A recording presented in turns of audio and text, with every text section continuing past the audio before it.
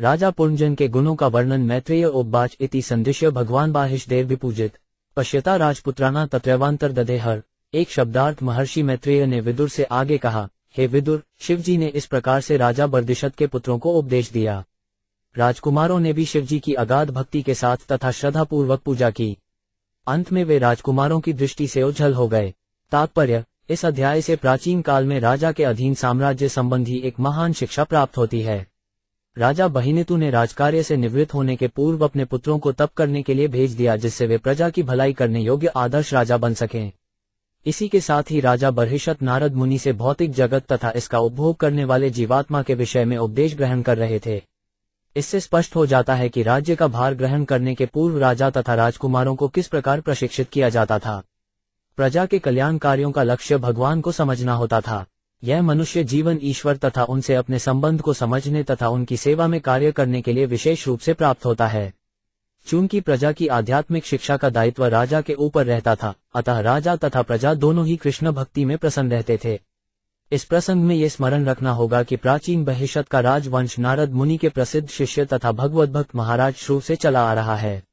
राजा प्राचीन बहिनीतु विभिन्न प्रकार के यज्ञों को संपन्न करने के कारण सकौम कर्मों में अत्यधिक व्यस्त रहते थे।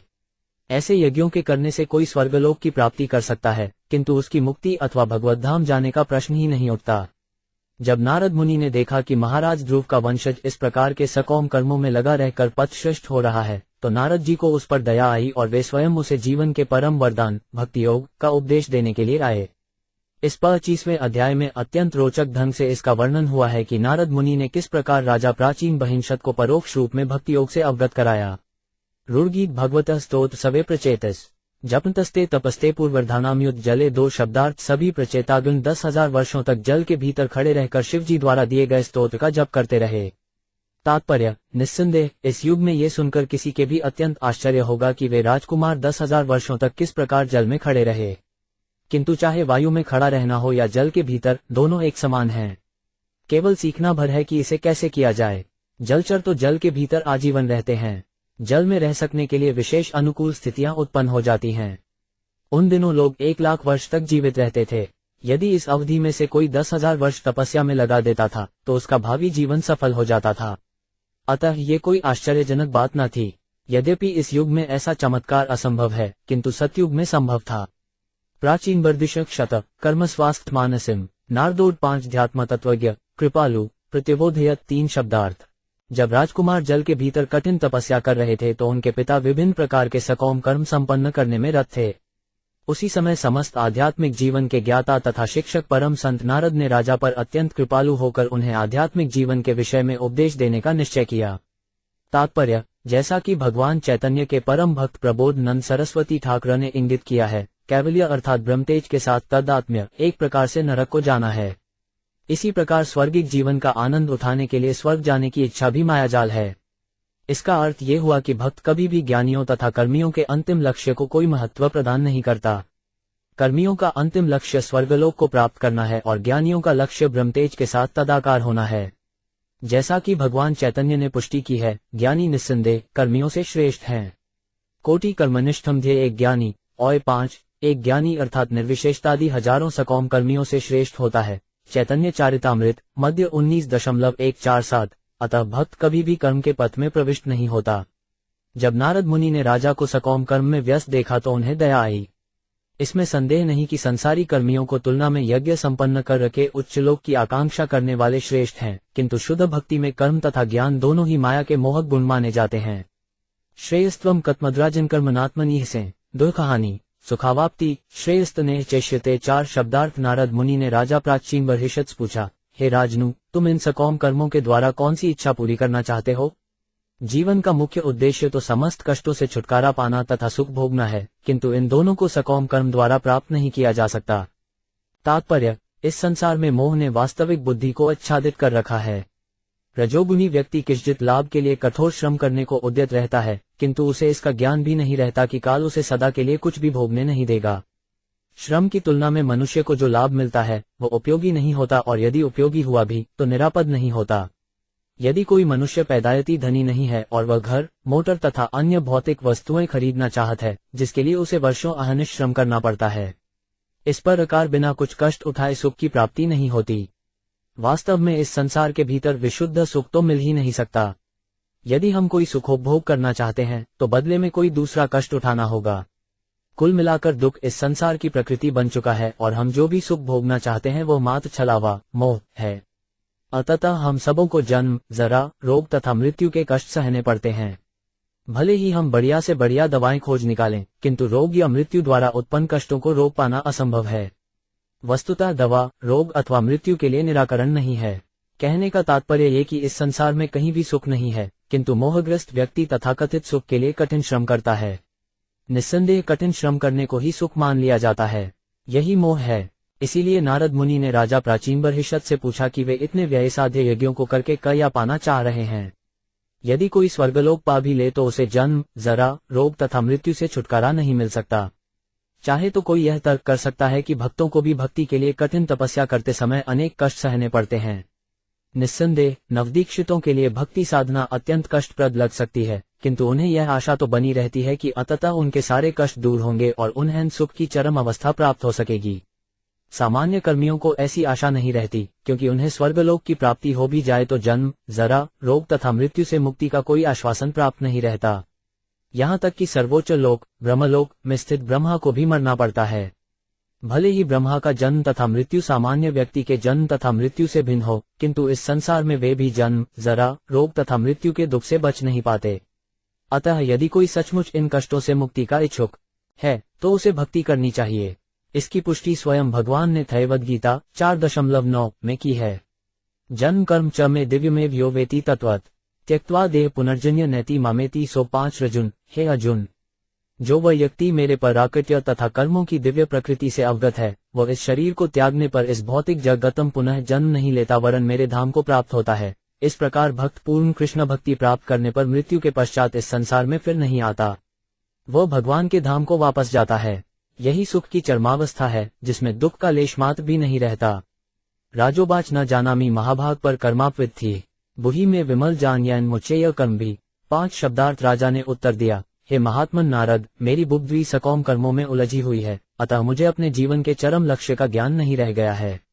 कृपा करके मुझे विशुद्ध ज्ञान प्रदान कीजिए, जिससे मैं सकौम कर्मों के बंधन से छुटकारा पा सकूं। तात्पर्य श्री नरोत्तम दास ठाकुर का गीत है, सत्संग छाड़ी कैनु अस्ते विलाए। ते कारणे लागिल ये कर्म बंध फौस। जब तक मनुष्य सकौम कर्मों से बंधा रहेगा उसे एक के बाद दूसरा शरीर धारण करना होगा। ये कर्म बंध फांस कहलाती है।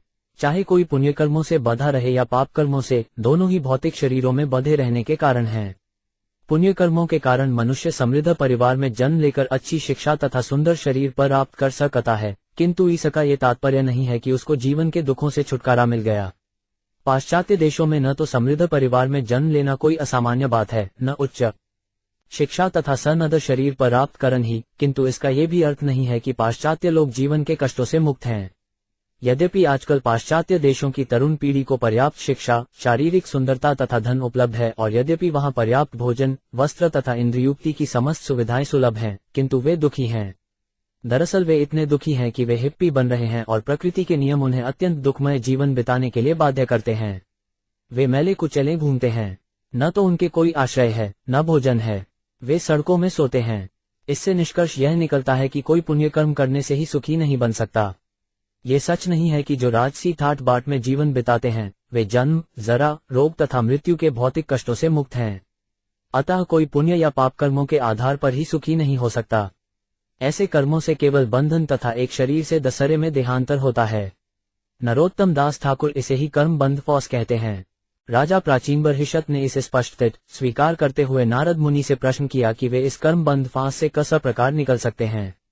वेदांत सूत्र के प्रथम श्लोक में वस्तुतः यही बात कही गई है, अथातो ब्रह्म जिज्ञासा। जब मनुष्य कर्म बंध फौस का निर्वाह करते हुए हताश दशा को प्राप्त हो जाता है तो वह जीवन के वास्तविक महत्व के विषय में जिज्ञासा प्रकट करता है। यही ब्रह्म जिज्ञासा है। जीवन के चरमलक्ष्य के विषय में जिज्ञासा करने के लिए वेदों का मुंडकोपनिषद 11.2.12 आदेश है। वद विज्ञानार्थ स गुरुमेवाभियच्छित। तत्व ज्ञान प्राप्त करने के लिए प्रामाणिक गुरु के पास जाना चाहिए। राजा प्राचीनबर्हिषद को नारद मुनि जैसे परम गुरु मिले, अतः उन्होंने उस ज्ञान के विषय में प्रश्न किया जिससे कर्म बंध फौस से छूटा जा सके। मानव जीवन का यही वास्तविक उद्देश्य है। जैसा कि श्रीमद्भागवत 1.2.10 में कहा गया है, जीवस्य तत्व जिज्ञासा जाधेश्चेह कर्म। मनुष्य का एकमात्र कार्य है कि वह प्रामाणिक गुरु से कर्म बंध फ्रांस से निकलने का उपाय पूछे। गहेशु कूटबथमेशु पुत्रदार्दनार्थत्री न पर विनते मुओ द्रामनपनसारवर्तमसु 6 शब्दार्थ।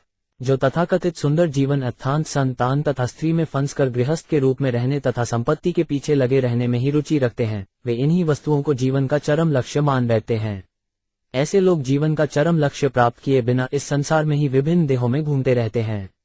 तात्पर्य, जो लोग गृहस्थ जीवन के प्रति अत्यधिक आसक्त रहते हैं, जिसका अर्थ है स्त्री, बच्चों, संपत्ति तथा घर गृहस्थी से बंधे रहना, वे कूट धर्म में लगे रहते हैं। प्रहमद महाराज ने इस कूट धर्म को अंधक पर कहा है। उन्होंने जानबूझकर इसे अंधकृष कहा है, क्योंकि यदि मनुष्य इस कुएं में गिर चीखे 8 पचिलाए 87 चाट जाता है तो वह मर जाता है। भले ही वह सहायता के लिए चीखे चिल्लाए, किंतु कोई सुनेगा नहीं या कोई उसकी सहायता के लिए आगे नहीं आता। श्राम्यन संसार वर्तमशु पद महत्वपूर्ण शब्द हैं। श्री चैतन्य चरितामृत मध्य 19.151 में श्री चैतन्य महाप्रभु ने स्पष्ट बताया है, ब्रह्मांड ब्रेते कौन था ज्ञान जीव। सभी जीवात्माएं विभिन्न लोकों में भिन्न भिन्न शरीर धारण करके विचरण करती हैं, और यदि घूमते घूमते भगवत कृपा से किसी भक्त से उनकी भेंट हो जाती है तो उनके जीवन सार्थक हो जाते हैं। यद्यपि राजा प्राचीन बर्हिषत सकौम कर्म में लगे हुए थे, किंतु नारदसुनि उनके समक्ष प्रकट हुए। राजा अत्यंत भाग्यवान था कि उसे नारद की संगति प्राप्त हो सकी। उन्होंने उसे आध्यात्मिक ज्ञान प्रदान किया। समस्त संतों का कर्तव्य है कि वे नारद मुनि के चरण चिन्हों पर चलते हुए संसार भर के प्रत्येक देश तथा गांव में विचरण करें और मोहग्रस्त व्यक्तियों को जीवन उद्देश्य के विषय में उपदेश देकर उन्हें कर्म बंध फांस से छुड़ाएं। नारद द्वाच भो भो प्रजाप्ते राजन्यशुपित्वयात्रे संज्ञापितान्लीव सद्बनिर्धुनेन सहस्रेश। 7 शब्दार्थ। नारद मुनि ने कहा, हे प्रजापति, हे राजन, तुमने यज्ञस्थल में जिन पशुओं का निर्दयतापूर्वक वध किया है उन्हें आकाश में देखो। तात्पर्य, चूंकि वेदों में पशु यज्ञ की संस्तुति है, अतः समस्त धार्मिक अनुष्ठानों में पशु बलि दी जाती है, किंतु शास्त्रों में दी गई विधि से पशु बलि करके संतुष्ट नहीं हो जाना चाहिए। मनुष्य को इन अनुष्ठानों से ऊपर उठकर वास्तविक सत्य, जीवन लक्ष्य जानने का प्रयत्न करना चाहिए। नारद मुनि ने राजा को जीवन के असली लक्ष्य का उपदेश देकर उसके हृदय में वैराग्य की भावना जगानी चाहिए। ज्ञान तथा वैराग्य ही जीवन के चरम लक्ष्य हैं। बिना ज्ञान के मनुष्य भौतिक सुखों को नहीं छोड़ सकता, और भौतिक सुख से विरक्त हुए बिना मनुष्य आध्यात्मिक उन्नति नहीं कर सकता। कर्मा प्रायः इंद्रिय तृष्टि में लगे रहते हैं, और इसके लिए वे अनेक सारे पाप कर्म कर सकते हैं। पशुवध तो ऐसे पाप कर्मों में से एक है। फलत, नारद मुनि ने अपनी योग शक्ति से राजा प्राचीन बर्हिषत को वे सारे मृत पशु दिखलाए जिनका राजा ने वध किया था। पतित्वा संप्रतीक्षते स्मरंतो वैश्यस्तव संप्रेतम्य कुटश्चिदंत्युत्थितम्य। 8 शब्दार्थ। ये सारे पशु तुम्हारे मरने की प्रतीक्षा कर रहे हैं, जिससे वे उन पर किए गए आघातों का बदला ले सकें। तुम्हारी मृत्यु के बाद वे अत्यंत क्रोधपूर्वक तुम्हारे शरीर को लोहे के अपने सींगों से बेध डालेंगे। तात्पर्य, नारद मुनि का उद्देश्य राजा प्राचीन बर्हिषत का ध्यान यज्ञों में होने वाले अत्यधिक पशुवध के अत्याचार की ओर आकृष्ट करना था। शास्त्रों का कथन है कि यज्ञ में पशुओं का वध करने से उन्हें मनुष्य जन्म प्राप्त होता है। इसी प्रकार जो क्षत्रिय युद्ध भूमि में न्यायोचित उद्देश्य से अपने शत्रुओं से लड़ते हुए अपने शत्रुओं को मारते हैं, वे मृत्यु के पश्चात स्वर्गलोक प्राप्त करते हैं। मनुस्मृति में कहा गया है कि राजा के लिए यह आवश्यक है कि वह हत्यारे को इसी जीवन में दंडित करे, जिससे अपने अपराधों के लिए उसे अगले जन्म में कष्ट न भोगना पड़े। इसी आधार पर नारद मुनि राजा को आगाह कर रहे हैं कि उसके द्वारा यज्ञ में जितने पशुओं का वध हुआ है वे उसकी मृत्यु के बाद अपना बदला लेने की प्रतीक्षा कर रहे हैं। नारद मुनि यहाँ पर अपनी बात का खंडन नहीं कर रहे हैं। नारद मुनि राजा को विश्वास दिलाना चाहते थे कि अत्यधिक पशुवध खतरनाक है, क्योंकि यदि ऐसे यज्ञ में थोड़ी सी भी त्रुटि रह जाती है तो बलि किया गया पशु मनुष्य देह नहीं पा सकता। फलत, यज्ञ करने वाले पुरुष को ऐसे पशु की मृत्यु के लिए उत्तरदायी होना पड़ेगा, ठीक वैसे जैसे कोई हत्यारा अन्य व्यक्ति की हत्या के लिए जिम्मेदार होता है। जब किसी बूचखाने में पशुओं का वध किया जाता है तो उस वध के लिए 6 व्यक्ति उत्तरदायी होते हैं जो उस वध से संबंधित हैं। जो व्यक्ति पशुवध की आज्ञा देता है, जो वध करता है, जो उसकी सहायता करता है, जो उसके मांस को खरीदता है, जो उसके मांस को पकाता है तथा जो उसे खाता है, ये सब हत्या के लिए उत्तरदायी बनते हैं। नारद मुनि राजा का ध्यान इसी तथ्य की ओर आकृष्ट करना चाह रहे थे। इस प्रकार से यज्ञ में भी पशुवध को प्रोत्साहन नहीं दिया जाता। अन्न ते कथ्यशे 5 मुमितिहासम पुरातन पुरकजननस्य चरितम निबोध गदतो मम नौ। इस संबंध में मैं एक प्राचीन इतिहास सुनाना चाहता हूं जो पुरक्षण नामक राजा के चरित्र से संबंधित है। इसे ध्यानपूर्वक सुनो। तात्पर्य, नारद मुनि एक दूसरे प्रसंग को और मुड़ गए। ये था राजा पुण्यन का इतिहास। ये राजा प्राचीन बर्हिषद का इतिहास है, जिसे भिन्न ढंग से कहा गया है। दूसरे शब्दों में ये रूपक या अन्योक्ति है। पुण्यन शब्द का अर्थ है जो देह का भोग करता है। इसकी स्पष्ट व्याख्या अगले कुछ अध्यायों में मिलती है। चूंकि भौतिक कर्मों में रत व्यक्ति भौतिक कार्यों से संबद्ध कहानियां सुनना चाहता है, अतः नारद ने राजा पुरग्यन का चरित्र सुनाना प्रारंभ किया, जो एक तरह से प्राचीन बर्हिषद का ही इतिहास था। नारद मुनिन पर प्रत्यक्ष रूप से यज्ञों की भर्त्सना नहीं की जिनमें पशु बलि दी जाती थी, किंतु भगवान बुद्ध ने प्रत्यक्ष रूप से ऐसा किया। श्रील जयदेव गोस्वामी ने कहा, निंदसी यज्ञ विधेयः श्रुतिजातः। श्रुतिजाता शब्द बताता है कि वेदों में पशुयज्ञ की संस्तुति है, किंतु भगवान बुद्ध ने पशुयज्ञ बंद कराने के लिए वैदिक प्रमाण का विरोध किया। फलत जो वेदों के अनुयायी हैं, वे भगवान बुद्ध को नहीं मानते। चूंकि वे वेदों के प्रमाण को नहीं मानते, इसलिए उन्हें नास्तिक के रूप में चित्रित किया जाता है। नारद मुनि वेदों के प्रमाण की अवहेलना नहीं कर सकते, किंतु वे राजा प्राचीन बर्हिषद को बता देना चाहते थे कि कर्मकांड का मार्ग अत्यंत कठिन एवं खतरनाक है। मूर्ख लोग इंद्रिय सुख के लिए कर्मकांड के कठिन मार्ग का अनुसरण करते हैं, और जो लोग इंद्रिय सुख के प्रति अत्यधिक अनुरक्त रहते हैं, वे मूढ़ दुष्ट कहलाते हैं। मूढ़ अत्यंत कठिनाई से जीवन के चरम लक्ष्य को समझ पाते हैं। कृष्ण भावनामृत आंदोलन को अग्रसर करते समय हमें सचमुच ये देखने को मिलता है कि अनेक लोग इसके प्रति आकृष्ट नहीं होते, क्योंकि वे सकौम कर्म में लगे रहने वाले मूढ़ हैं। कहा भी गया है, उपदेशों ही मूर्खाना प्रकोपाय न शांत्ये। यदि मूर्ख व्यक्ति को उपदेश दिया जाता है तो वह क्रुद्ध होता है और उपदेश से लाभ उठाने के बजाय उसके विरुद्ध कार्य करता है। चूंकि नारद मुनि इससे भली भांति परिचित थे, अतः उन्होंने अप्रत्यक्ष रीति से राजा को उसका पूरा इतिहास बताकर उपदेश देना चाहा। सोने या हीरे की नथुनी या बाली पहनने के लिए नाक या कान छिदवाना पड़ता है। इंद्रिय तृप्ति के लिए इस प्रकार की पीड़ा कर्मकांड के मार्ग पर सह ली जाती है। यदि कोई भविष्य में सुख चाहता है तो उसे वर्तमान में कष्ट उठाना पड़ेगा। यदि कोई भविष्य में करोड़पति बनकर सुखोपभोग करना चाहता है तो उसे इस जीवन में धन संचित करने के लिए अत्यधिक श्रम करना होगा। यही कर्मकांड है। जो इस मार्ग के प्रति अनुरक्त हैं, उन्हें खतरे तो सहने ही पड़ते हैं। नारद मुनि राजा प्राचीन बर्हिषद को दिखा देना चाहते थे कि सकौम कर्म में लगे रहने के लिए कितने महान कष्ट सहने पड़ते हैं। जो व्यक्ति भौतिक कर्म के प्रति अत्यधिक आसक्त रहता है, वह विषयी कहलाता है। विषयी का अर्थ है विषय का भोग करने वाला, जिसका अर्थ है खाना, सोना, संभोग करना तथा अपनी रक्षा करना। नारद मुनि राजा पुण्यन की कथा के माध्यम से यह बताना चाह रहे हैं कि खाना, सोना, संभोग करना तथा अपनी रक्षा करना, ये सारे कर्म अत्यंत कष्टप्रद एवं खतरनाक हैं। इतिहासम तथा पुरातन शब्द ये बताते हैं कि यद्यपि जीवात्मा भौतिक शरीर के भीतर रहता है, किंतु उसका इतिहास अत्यंत प्राचीन है। इस संबंध में श्रील भक्ति विनोद ठाकुर का गीत है, अनादि कर्मफलें पड़ी भवान विजले तरिबारे ना देखी उपाय। अपने पूर्व कर्मों के कारण मैं संसार रूपी सागर के जल में गिर गया हूँ, और अब मुझे इसमें से निकलने का कोई उपाय नहीं सूझ रहा। इस भौतिक जगत में प्रत्येक जीवात्मा अपने विगत कर्मों के कारण दुख उठा रहा है, अतः हर एक का अपना अपना प्राचीन इतिहास है। मूर्ख भौतिक विज्ञानियों ने विकास संबंधी अपने अपने सिद्धांत बनाए हैं, जिनका संबंध केवल भौतिक शरीर से है, किंतु वास्तव में यही असली विकास नहीं है। असली पथिकास, असली विकास तो जीवात्मा का इतिहास है, जो पुनर्जन्म अर्थात शरीर के भीतर रहने वाला है। श्री नारद मुनि इस विकास सिद्धांत की व्याख्या विज्ञ पुरुषों के लिए भिन्न रूप में करेंगे। आसीत पुरक्यनो नाम राजा राजन भूचुवा तस्या विज्ञात नामासीत स्था विज्ञात चेष्टित। 10 शब्दार्थ है। राजन प्राचीन काल में पुरुखर नामक एक राजा था, जो अपने महान कार्यों के लिए विख्यात था। उसके एक मित्र था जिसका नाम अविज्ञात अज्ञात था। अविज्ञात के कार्यों को कोई भी नहीं समझ सकता था। तात्पर्य, प्रत्येक जीवात्मा यूनियन है। पुर शब्द का अर्थ है इस शरीर के भीतर या इस रूप के भीतर, तथा जन का अर्थ है जीवात्मा। अतः प्रत्येक व्यक्ति पुण्यन है। प्रत्येक जीवात्मा अपने शरीर का राजा माना जा सकता है। कईयों की जीवात्मा को अपनी इच्छानुसार शरीर का उपभोग करने की छूट है। वह अपने शरीर को सामान्यतः इंद्रिय दृष्टि में लगाता है, क्योंकि जिसे देहात्म बुद्धि प्राप्त है, वह इंद्रियों की सेवा को ही जीवन का चरम लक्ष्य समझता है। ये कर्मकांड विधि है जिसे आंतरिक ज्ञान नहीं है, जो यह नहीं जानता कि वह वास्तव में शरीर के भीतर का जीवात्मा है, और जो इंद्रियों के आदेशों का ही पालन करता है, वह भौतिकतावादी है। ऐसा व्यक्ति जो मात्र इंद्रिय तृप्ति में रुचि रखता है, योरज्ञन कहलाता है। चूंकि ऐसा व्यक्ति अपनी इंद्रियों का उपभोग अपनी सनक के अनुसार करता है, अतः उसे राजा भी कहा जा सकता है। एक गैर जिम्मेदार राजा अपने राजसी पद को अपनी व्यक्तिगत संपत्ति मानकर इंद्रिय तृप्ति के हेतु अपने कोष का दुरुपयोग करने लगता है। बह छुवा शब्द भी महत्वपूर्ण है। शुभ शब्द का अर्थ है यश।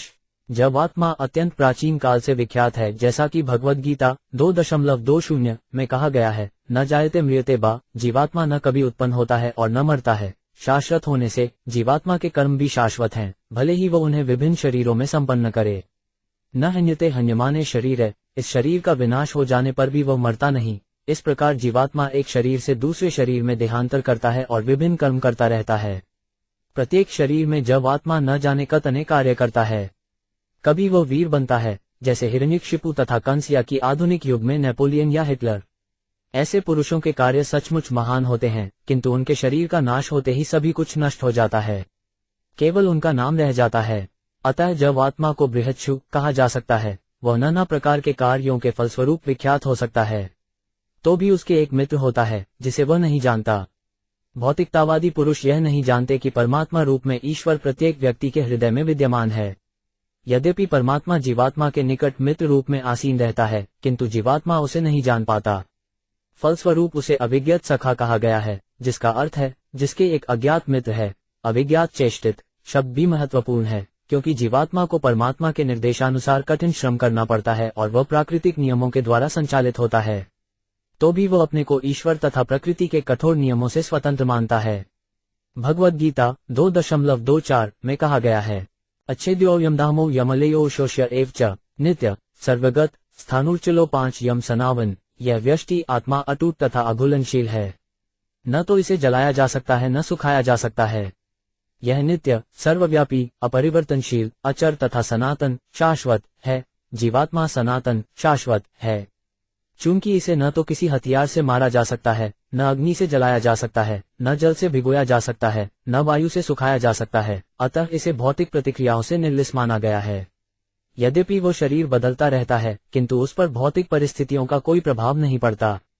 वो भौतिक परिस्थितियों में रहकर अपने मित्र परमात्मा के आदेशानुसार कार्य करता रहता है, जैसा कि भगवद गीता 15.15 में कहा गया है, सर्वस्य चाहदि सभृविष्टे मत्तः स्मृतिज्ञेय प्रोहंच। मैं प्रत्येक जीव के हृदय में स्थित हूँ और मुझी से स्मृति, ज्ञान तथा विस्मृति उत्पन्न है। इस प्रकार भगवान परमात्मा रूप में प्रत्येक प्राणी के हृदय में स्थित है और जीवात्मा जिस दिशा में कार्य करना चाहता है उसे वैसे ही निर्देशित करता है। जीवात्मा को ये पता नहीं है कि इस जन्म में तथा विगत जन्मों में भगवान उसे सभी प्रकार की इच्छाएं पूरी करने का अवसर प्रदान करता रहा है। भगवा की स्वीकृति के बिना कोई भी इच्छा पूरी नहीं हो सकती। भगवान द्वारा प्रदत्त समस्त सुविधाओं के प्रति बद्ध जीव अचेत रहता है। सो 5 नवेशमान शरण बश्चाम पृष्ठवी प्रभु नानुरूप यदाविदद्भूत विभ्ना एव 11 शब्दार्थ। राजा पुरक्षण अपने रहने के लिए उपयुक्त स्थान खोजने लगा और इस तरह वह सारा संसार घुमाया। फिर भी कड़ी दौड़ धूप के बाद भी उसे अपनी इच्छा के अनुकूल कोई स्थान नहीं मिला। अंत में वो अत्यंत खिन्न और निराश हो उठा। तात्पर्य, पूर्वजन का भ्रमण ठीक जैसा ही था जैसा कि आज के हिप्पियों का। सामान्यतः ये हिप्पी उच्च कुल के तथा बड़े बाप की संतानें होते हैं।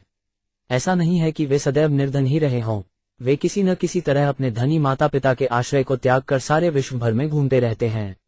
जैसा कि इस श्लोक में उल्लेख किया गया है, जीवात्मा प्रभु बनना चाहता है। प्रभु का अर्थ है स्वामी, किंतु वस्तुतः जीवात्मा स्वामी नहीं होता, वह तो ईश्वर का नित्य दास है। जब जीवात्मा भगवान श्री कृष्ण की शरण त्याग कर स्वतंत्र रूप से प्रभु बनना चाहता है, तो वह सारी सृष्टि का चक्कर लगाता है। जीवन को 84 लाख योनियां हैं और इस सृष्टि में अरबों खरबों लोक हैं। जीवात्मा इन समस्त योनियों तथा विभिन्न लोकों में भटकता रहता है और वह राजा पुरज्ञन के समान है, जिसने अपने अनुकूल स्थान की खोज करने के लिए सारे विश्व का भ्रमण किया था। श्री नरोत्तर दास ठाकुर के गीत की पंक्तियां हैं, कर्मकांड, ज्ञानकांड, केवल विषय थरांड, कर्मकांड तथा ज्ञानकांड के पथ विष के मजबूत बर्तन के तुल्य हैं। अमृत बलिया ये बा खाया, नाना योनि सदा फिरे। जो धोखे से इस विष को अमृत समझकर पीता है, वह विभिन्न योनियों में घूमता रहता है। कर्दर्य धक्षण करे और वह अपने शरीर के अनुसार सभी प्रकार की घृणित वस्तुएं खाता है। उदाहरणार्थ, जब जीवात्मा शूक का शरीर धारण करता है तो वह विष्ठा खाता है। जब वह कौवे के रूप में रहता है तो सभी प्रकार का मल, यहाँ तक कि पीप तथा मज्जा भी खाता है और प्रसन्न होता है। इस प्रकार नरोत्तम दास ठाकुर यह इंगित करते हैं कि जीवात्मा विभिन्न शरीरों में भ्रमण करता और कतसित से कुत्सित पदार्थ खाता रहता है, और जब वह अतः सुखी नहीं हो पाता तो या तो खिन्न रहने लगता है या फिर हिप्पी बन जाता है। अतः इस श्लोक में कहा गया है कि राजा को कहीं भी कोई उपयुक्त स्थान नहीं मिल पाया, न अनुरूप। इसका कारण ये है कि किसी भी योनि में तथा संसार के किसी भी लोक में जीवात्मा सुखी नहीं रह सकता, क्योंकि इस संसार की प्रत्येक वस्तु आत्मा के अनुकूल नहीं है। जैसा कि इस एलोक में कहा गया है, जीवात्मा स्वतंत्र होकर प्रभु बनना चाहता है, किंतु ज्यों ही वो इस विचार को अपने मन से निकाल देता है और ईश्वर अर्थात श्री कृष्ण का दास बन जाता है, तो वो तुरंत सुखी हो जाता है। इसीलिए श्री भक्तिविनोद ठाकुर गाते हैं, मिछे मायार वशे या छब्र से खाच हा बुडुबु भाई, हे जीव तुम माया की तरंगों में कईयों बहे जा रहे हो। भगवद गीता 18.61 में कहा गया है, ईश्वर सर्वभूतानैन हृदय सार्जुन तिष्ठति श्रामेयन सवधूतानि यंत्रारूढ़ानि माया। हे अर्जुन, परमेश्वर प्रत्येक प्राणी के हृदय में स्थित है और उन सभी जीवों का निर्देशन कर रहा है जो माया रूपी यंत्र पर आरूढ़ हैं। जीवात्मा शरीर रूपी यंत्र द्वारा अनेक योनियों में से होकर न जाने कितने कितने लोकों में ले जाया जाता है। इसीलिए भक्तिविनोद ठाकुर जीवात्मा से पूछते हैं कि उसे क्यों इन शारीरिक यंत्रों द्वारा इतनी भिन्न भिन्न परिस्थितियों में ले जाया जा रहा है। उनका उपदेश है कि कृष्ण की शरण में जाने से माया की तरंगों को पार किया जा सकता है। जीव कृष्णदास ए विश्वास कले तार दोहकनाए। ज्यों ही कृष्ण से हमारा साक्षात्कार हो जाता है, भगवान आदेश देते हैं कि सर्वधर्मा परित्यज्य मामैक शरणा ब्रज अहम त्वा सर्वपापभ्यो मोक्षयिष्यामि मा शुचिच। सभी प्रकार के धर्मों को छोड़कर एकमात्र मेरी शरण में आओ, मैं तुम्हें सारे पाप कर्मों से मुक्त कर दूंगा, डरो नहीं। भगवद्गीता 18.66। इस प्रकार हम तुरंत ही एक शरीर से दूसरे में और एक लोक से दूसरे लोक में विचरण करने की झंझट से मुक्त हो जाते हैं। श्री चैतन्य महाप्रभु कहते हैं, ब्रह्मांड भ्रमिते कौन था ज्ञान जीव। चैतन्य चरितामृत मध्य 19.151। यदि कोई भ्रमण करता हुआ जीवात्मा इतना भाग्यशाली हुआ कि भक्तों की संगति कर सके और कृष्ण भावना भावित हो सके, तो वास्तव में यहीं से उसका असली जीवन प्रारंभ हो जाता है। कृष्ण भावनामृत आंदोलन सभी भटकती हुई जीवात्माओं को श्री कृष्ण की शरण में जाने का तथा इस प्रकार सुखी बनने का अवसर प्रदान करता है। इस श्लोक के कियना इव शब्द अत्यंत महत्वपूर्ण है। इस भौतिक जगत में स्वर्ग का राजा इंद्र भी चिंता से पूर्ण रहता है। जहां ब्रह्मा तक चिंतित हो, वहां इस लोक के सामान्य प्राणियों का क्या कहना। भगवद गीता 8.16 भी पुष्टि करती है, औब्रह्म धुवनौल लोका पुनरावर्तिनो 5 जून। इस भौतिक जगत में सर्वोच्च लोक से लेकर निम्नतम लोक तक ये सभी दुख के आगार हैं, जहां जन्म तथा मृत्यु बारंबार होते रहते हैं। इस जगत में जीवात्मा कभी संतुष्ट नहीं होता। यहाँ तक कि ब्रह्मा, इंद्र या चंद्र का पद प्राप्त करके भी मनुष्य चिंतित रहता है, क्योंकि वो इस संसार को सुख का स्थान मानता है। न साधु मेने ताह सर्वा भूतले यावती पुरः कामाकाम्यमानो सौ तस्य तस्योपत्ते। 12 शब्दार्थ। राजा पुरजशन की इंद्रिय भोग की लालसाएं असीम थी, अतः वह सारे संसार में ऐसा स्थान खोजने के लिए भ्रमण करता रहा जहां उसकी इच्छाएं पूरी हो सकें, किंतु हाय, उसे सर्वत्र अभाव की अनुभूति ही प्रतीत हुई। तात्पर्य, महान वैष्णव कवि श्री विद्यापति का गीत है, वावल सैकते वारिबिंदुसम सुतमित्रमणि समाजे। यहाँ पर समाज, मित्रता तथा प्यार से युक्त भौतिक इंद्रिय तृप्ति की तुलना मरुस्थल में गिरने वाली पानी की बूंद से की गई है। मरुस्थल की प्यास बुझाने के लिए तो अनेक सागरों का जल चाहिए, अतः यदि उसके ऊपर पानी की एक बूंद गिरे तो उससे क्या लाभ। इसी प्रकार जीवात्मा परम पुरुष भगवान का अंश स्वरूप है, जिन्हें वेदांत सूत्र में आनंदम्यो 5 भयासात अर्थात आनंद से पूर्ण कहा गया है। किंतु भगवान के अंश होने पर जीव पूर्ण भोग सुख प्राप्त करने का प्रयास करता है, किंतु भगवान से पृथक रहकर वह पूर्ण सुख नहीं पा सकता। भले ही अनेक योनियों में भ्रमण करता हुआ जीवात्मा किसी एक शरीर में किसी प्रकार का भोग प्राप्त कर ले, किंतु किसी भी भौतिक देह में इंद्रियों का पूर्ण भोग प्राप्त नहीं किया जा सकता। इस प्रकार पूर्णजन जीवात्मा विभिन्न देहों में घूमता है, किंतु भोग के प्रयास में उसे सर्वत्र निराशा हाथ लगती है।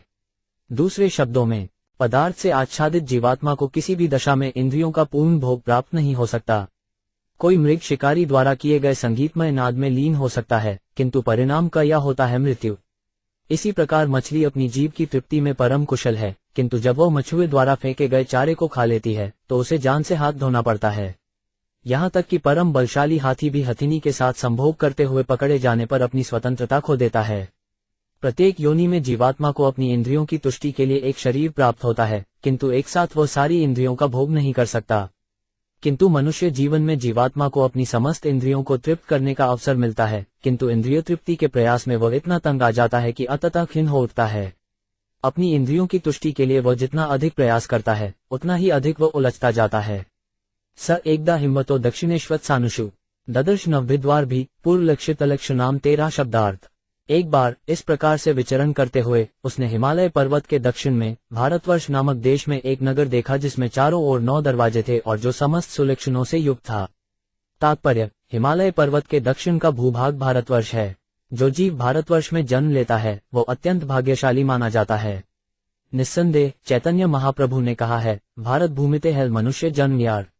जन्म सार्थक करी कर पर उपकार, चौ च आदि 9.41। इस प्रकार जो भी भारत भूमि में जन्म लेता है उसे जीवन की सारी सुविधाएं प्राप्त होती हैं। वह भौतिक तथा आध्यात्मिक उन्नति के लिए इन सुविधाओं का उपयोग करके अपने जीवन को सार्थक बना सकता है। जीवन उद्देश्य प्राप्त करने के पश्चात मनुष्य अपने ज्ञान तथा अनुभव को मानव हित में सारे संसार में वितरित कर सकता है। दूसरे शब्दों में, जो मनुष्य अपने पूर्व पुण्यों के कारण भारतवर्ष में जन्म लेता है उसे इस मनुष्य जीवन को विकसित करने की पूरी सुविधा मिलती है।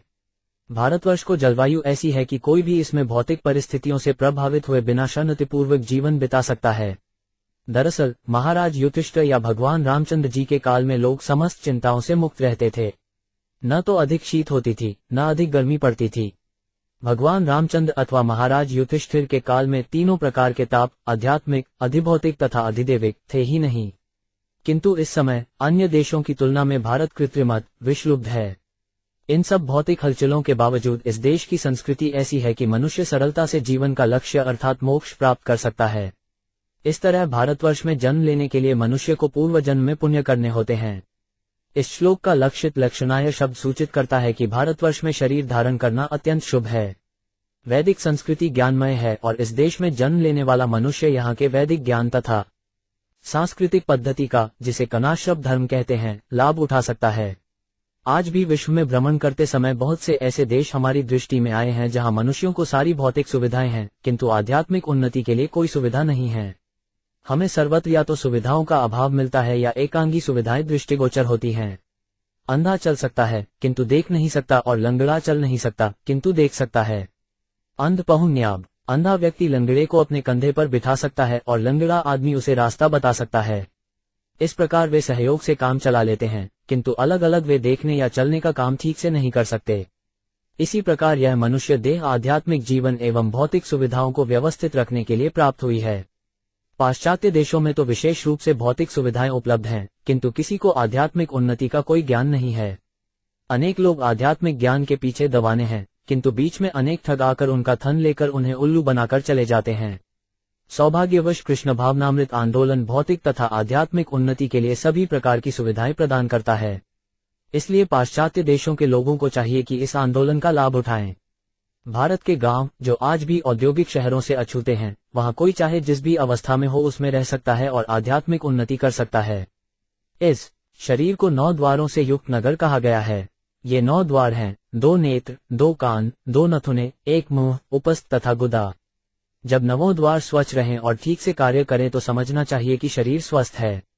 भारतवर्ष में ग्रामीणों द्वारा ये 9 द्वार स्वच्छ रखे जाते हैं क्योंकि वे प्रातः काल जल्दी उठकर नदी या कुएं में स्नान करते हैं, मंदिर में जाकर मंगल आरती करते हैं और हरे कृष्ण महामंत्र का उच्चारण करके प्रसाद ग्रहण करते हैं।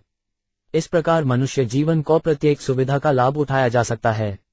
हम पाश्चात्य देशों में अपने संघ के विभिन्न केंद्रों में इस पद्धति को क्रमशः लागू कर रहे हैं। जो इसका लाभ उठाता है वह आध्यात्मिक जीवन की ओर अधिकाधिक उन्मुख होता है।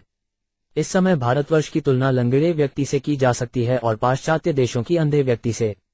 विगत 2000 वर्षों से भारतवर्ष विदेशी शासकों के अधीन रहा है, जिससे उसकी प्रगति लंगड़ी हो चुकी है।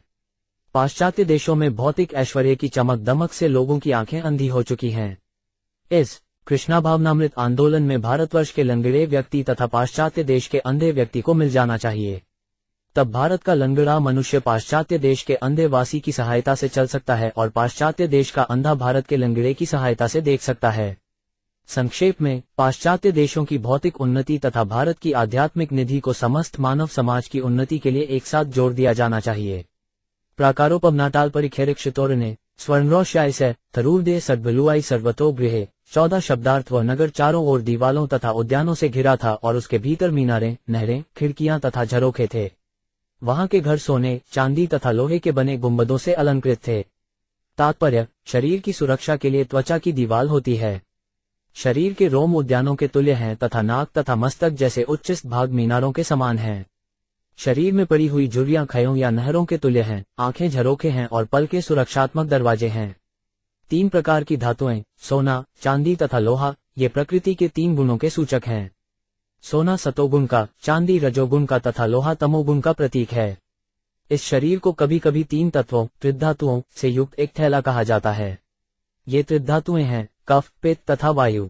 यस्पा बुद्धि कृणपुले त्रिधातु के, भागवत के अनुसार 10.84.13 जो व्यक्ति कफ, पित्त तथा वात के इस थैले को आत्मा, स्व मानता है, वो गाय या गधे के तुल्य है। नील स्फटिकवैदुर्य मुक्तामर्कतारु ने कृप्थर में स्थली दीप्ता अया भोगवती में 17 शब्दार्थ। उस नगर के घरों की फर्श नीलम, स्फटिक, हीरे, मोती, पन्ना तथा लाल से निर्मित थी। घरों की कांति के कारण यह नगर भोगवती नामक स्वर्गीय नगरी के समान लग रहा था। तात्पर्य, इस शरीर रूपी नगर की राजधानी हृदय है। जिस प्रकार किसी राज्य की राजधानी में ऊंचे ऊंचे तथा कांतिमय प्रासाद रहते हैं, उसी प्रकार हृदय अनेक इच्छाओं तथा विषय भोग की अनेक योजनाओं से पूर्ण होता है। ऐसी योजनाओं की तुलना कभी कभी नीलम, स्फटिक, पन्ना, मोती इत्यादि से की जा सकती है। इस प्रकार हृदय भौतिक सख की समस्त योजनाओं का केंद्र बना रहता है। सभाचिवर्ध्याभिरा कीडायतनापने चैत्यध्वज पताकाभियक्ता विद्यवेदि भी 16 शब्दार्थ। उस नगर में अनेक सभा भवन, चौराहे, सड़कें, खान पान गोह, द्यूत क्रीड़ा स्थल, बाजार, विश्रामाल, झंडियां, पताकाएं तथा सुंदर उद्यान थे। वह नगर इन सबसे घिरा था। तात्पर्य, राजधानी का इस प्रकार से वर्णन हुआ है। राजधानी में अनेक सभागार तथा चौराहे, अनेक सड़कें तथा वीथियां, द्यूतक्रीड़ा स्थल, बाजार, विश्राम गृह हुआ करते हैं, जो तरह तरह की झंडियों तथा पताकाओं से सजे होते हैं। चौराहों में चारों ओर वेदिका स्तंभ लगे रहते हैं और ये चौराहे वृक्षों से रहित होते हैं। शरीर का हृदय सभागार के समान है, क्योंकि जीवात्मा परमात्मा सहित हृदय के भीतर स्थित रहता है, जैसा कि भगवद गीता 15.15 में कहा गया है, सर्वस्य चाहदी संनिविष्टे मत स्वरिति ज्ञान पोहंच। ये हृदय ही समस्त स्मृति, विस्मृति तथा विचार विमर्श का केंद्र होता है। शरीर में आंखें, कान तथा नाक इंद्रिय भोग के आकर्षण स्थल के तुल्य हैं तथा शरीर के भीतर चलने वाली वायु इधर उधर जाने वाली सड़कों के तुल्य हैं। शरीर के भीतर तथा स्नायुओं में वायु को नियमित करने को योग विधि सुषुम्ना कहलाती है, जिसका अर्थ है मोक्ष का मार्ग। ये शरीर विश्रामाल के तुल्य है, क्योंकि जीवात्मा थककर इस शरीर में ही विश्राम करता है। हथेलियां तथा तलवे झंडे तथा झंडियों के तुल्य माने जा सकते हैं। पुर्यास्तु बाहमोपवने दिव्य द्रुमलता कुलें नदद्विहललिकुल कोलाहल जलाशय 17 शब्दार्थ। उस नगर के बाहर एक सुंदर सरोवर के चारों ओर अनेक सुंदर वृक्ष तथा लताएं थीं। उस सरोवर में पक्षियों तथा भौरों के झुंड थे, जो सदैव कूजते तथा गुंजार करते थे। तात्पर्य, चूंकि यह शरीर एक विशाल नगर के तुल्य है, अतः उसमें इंद्रिय भोग के लिए जलाशयों तथा उद्यानों की व्यवस्था होनी चाहिए। शरीर के विभिन्न अंगों में से जो इंद्रियों को उत्तेजित करने वाले हैं, उनको चर्चा यहाँ अप्रत्यक्ष रूप से हुई है। चूंकि शरीर में जन्नेन्द्रियां होती हैं, अतः ऊपर आने पर चाहे नर हो या नारी, कामोत्तेजना उत्पन्न होती है। व्यक्ति जब तक बालक रहता है, सुंदर स्त्री को देखकर उसके मन में उत्तेजना उत्पन्न नहीं होती। इंद्रियों के होते हुए भी जब तक परिपक्व अवस्था नहीं होती, कामोत्तेजना उत्पन्न नहीं होती। यहाँ पर कामोत्तेजना उत्पन्न करने वाली अनुकूल परिस्थितियों की उपमा सुंदर उद्यान से दी गई है। जब कोई स्त्री को देखता है तो सहज ही कामोत्तेजना उत्पन्न होती है। कहा जाता है कि यदि मनुष्य एकांत स्थान में खत्री को देखे और उसका मन उत्तेजित न हो, तो वो ब्रह्मचारी समझा जाता है, किंतु ऐसा कर पाना प्रायः असंभव है। काम वासना इतनी प्रबल होती है कि स्त्री के दर्शन, स्पर्श या बोलने से या उसका विचार आने जैसे ऐसे कई कारणों से मनुष्य उत्तेजित हो उठता है। फलत ब्रह्मचारी या सन्यासी को स्त्री के संग में, विशेष रूप से एकांत में रहने के लिए वर्जित किया जाता है। शास्त्रों का मत है कि स्त्री से एकांत में बातें नहीं करनी चाहिए, भले ही वह अपनी पुत्री, बहन या माता ही क्यों न हो। कामोत्तेजना इतनी प्रबल होती है कि विद्वान से विद्वान पुरुष ऐसी परिस्थितियों में उत्तेजित, कामुक हो उठता है। यदि ऐसी स्थिति है, तो भला सुंदर उद्यान में सुंदर तरुणी को देखकर कोई कैसे शांत रह सकता है। हिमन झर विपुष्म कुसुमा करवावना चल प्रवाल विपनलिनी संपदी 18 शब्दार्थ। सरोवर के तट पर खड़े हुए वृक्षों की शाखाएं उन जलकणों को ग्रहण कर रही थीं जो हिमाच्छादित पर्वत से गिरने वाले झरनों से वासंती वायु द्वारा ले जाए जा रहे थे। तात्पर्य, इस श्लोक में हिम निर्ज शब्द विशेष रूप से उल्लेखनीय है। जलप्रपात, झरना, रस, संबंध का द्योतक है। शरीर में अनेक प्रकार के रस हैं। इनमें से सर्वश्रेष्ठ रस आदि रक, श्रृंगार रस कहलाता है। जब आदि रस कामदेव द्वारा प्रेरित वासंती वायु के संपर्क में आता है, तो यह उत्तेजित हो उठता है। दूसरे शब्दों में ये सब रूप, रस, गंध, शब्द तथा स्पर्श के प्रतिरूप हैं। वायु स्पर्श है, प्रात रस, स्वाद है, वासंती वायु, कुसुमाकर, सुगंधी है। ये विविध भोग जीवन को मोहक बनाते हैं और हम भौतिक संसार के वशीभूत हो जाते हैं। नानारण्यमृग्वातैर्नाबाधे मुनिवते आहूत मन्यते पारधो यत्र कोकिल कूजित। 19 शब्दार्थ। ऐसे वातावरण में वन के पशु भी मुनियों के समान ही अहिंसक एवं ईर्ष्याहीन हो गए थे, अतः वे किसी पर आक्रमण नहीं करते थे। यही नहीं, सर्वत्र कोयलें कूज रही थीं। उस रास्ते से निकलने वाले किसी भी पथिक को मानो उस सुंदर उद्यान में विश्राम करने का निमंत्रण दिया जा रहा हो। तात्पर्य, खी तथा बच्चों से भरा पूरा परिवार बन के शांत वातावरण के सहर्ष है। बच्चों की तुलना अहिंसक पशुओं से को गई है। कभी कभी स्त्रियों तथा बच्चों को स्वजनाख्य दस्यु कहा जाता है, जिसका अर्थ है कि स्वजनों के नाम से लुटेरे। मनुष्य अत्यंत परिश्रम से धन कमाता है, किंतु उसकी पत्नी तथा बच्चों द्वारा उसका धन उसी प्रकार हथिया लिया जाता जिस प्रकार जंगल के रास्ते से जाने वाले व्यक्ति को चोर तथा लुटेरे लूट लेते हैं। फिर भी परिवार के भीतर पत्नी तथा बच्चों को ये धमा चौकड़ी पारिवारिक उद्यान में कोयल की कूक के समान प्रतीत होती है। ऐसे वातावरण द्वारा आमंत्रित किया जाकर मनुष्य जो आनंदमय पारिवारिक जीवन बिताता है, अपने परिवार को हर हाल पर अपने साथ रखना चाहता है। यक्षयाक्ता तत् दर्दर्श प्रमदोत्तमा भरित्यैर्दशभिराति में के क्षतनायकः 20 शब्दार्थ। उस अद्भुत उद्यान में विचरण करते हुए राजा पुरजन ने अचानक एक सुंदर स्त्री देखी जो अनायासी चली आ रही थी। उसके साथ 10 नौकर थे और प्रत्येक नौकर के साथ सैकड़ों पत्नियां थीं। तात्पर्य, शरीर की उपमा सुंदर उद्यान से दी जा चुकी है। युवावस्था में कामवासना जागृत होती है और खत्री के साथ सहवास करने के लिए बुद्धि अपनी अपनी कल्पना के अनुसार उन्मुख होती है। प्रत्यक्ष रूप से न सही, बुद्धि या कल्पना के द्वार प्रत्येक ही या पुरुष विपरीत लिंग को खोज में रहता है। बुद्धि मन को प्रेरित करती है और मन 10 इंद्रियों को वश में करता है। इनमें से 5 तो ज्ञानेंद्रियां हैं और 5 कर्मेंद्रियां हैं। प्रत्येक इंद्रिय न जाने कितनी इच्छाएं पूरा करने की चाह रखती है। ऐसी स्थिति है इस शरीर की तथा शरीर के स्वामी पुण्यन की, जो शरीर के भीतर बसा है। पंजशीर शाहिना गुप्तान प्रतिहारेन सर्वतः अन्वेषमानाम ऋषभम प्रोआ कामरूपिनीम। 29 शब्दार्थ। वह स्त्री 5 फनों वाले एक सर्प द्वारा चारों ओर से रक्षित थी। वो अत्यंत सुंदरी तथा तरुणी थी और उपयुक्त पति खोजने के लिए अत्यधिक उत्सुक प्रतीत हो रही थी। तात्पर्य, जीव के शरीर के भीतर प्राण शक्ति के रूप में 5 प्रकार के वायु, प्राण, अपान, व्यान, समान तथा उदान कार्य करते हैं। प्राण की तुलना सर्प से की गई है, क्योंकि वह केवल हवा पीकर रह सकता है। वायु द्वारा ले जाए गए प्राण को प्रतिहार या अंगरक्षक के रूप में वर्णित किया गया है। प्राण के बिना कोई एक पल भी जीवित नहीं रह सकता। दरअसल सारी इंद्रियां प्राण के अधीन कार्य करती हैं। वो स्त्री जो बुद्धि की प्रतीक है, पति की तलाश में थी। इससे पता चलता है कि बुद्धि चेतना के बिना कार्य नहीं कर सकती। सुंदर स्त्री जब तक उपयुक्त पति द्वारा रक्षित नहीं होती, तब तक वह व्यर्थ है। बअधि को सदैव नव न रहना चाहिए, इसीलिए यहाँ अप्रोयम तरुणी शब्द प्रयुक्त हुआ है। भौतिक भोग का अर्थ है रूप, रस, गंध, शब्द तथा स्पर्श के लिए बुद्धि का प्रयोग। सुनासा सुत्ती बाला सुकपोला वरान नाम संव्यस्त कर्णाध्या विश्रुति कुंडलश्रियम। 22 शब्दार्थ। उस स्त्री के नाक, दांत तथा मस्तक सभी अतीव सुंदर थे। उसके कान भी समान रूप से सुंदर थे और चमचमाते कुंडलों से सुशोभित थे। तात्पर्य, बुद्धि का शरीर इंद्रिय दृष्टि को वस्तुओं को भोगता है जो उसे ऊपर से ढके हैं, यथा गंध, दृष्टि तथा ध्वनि।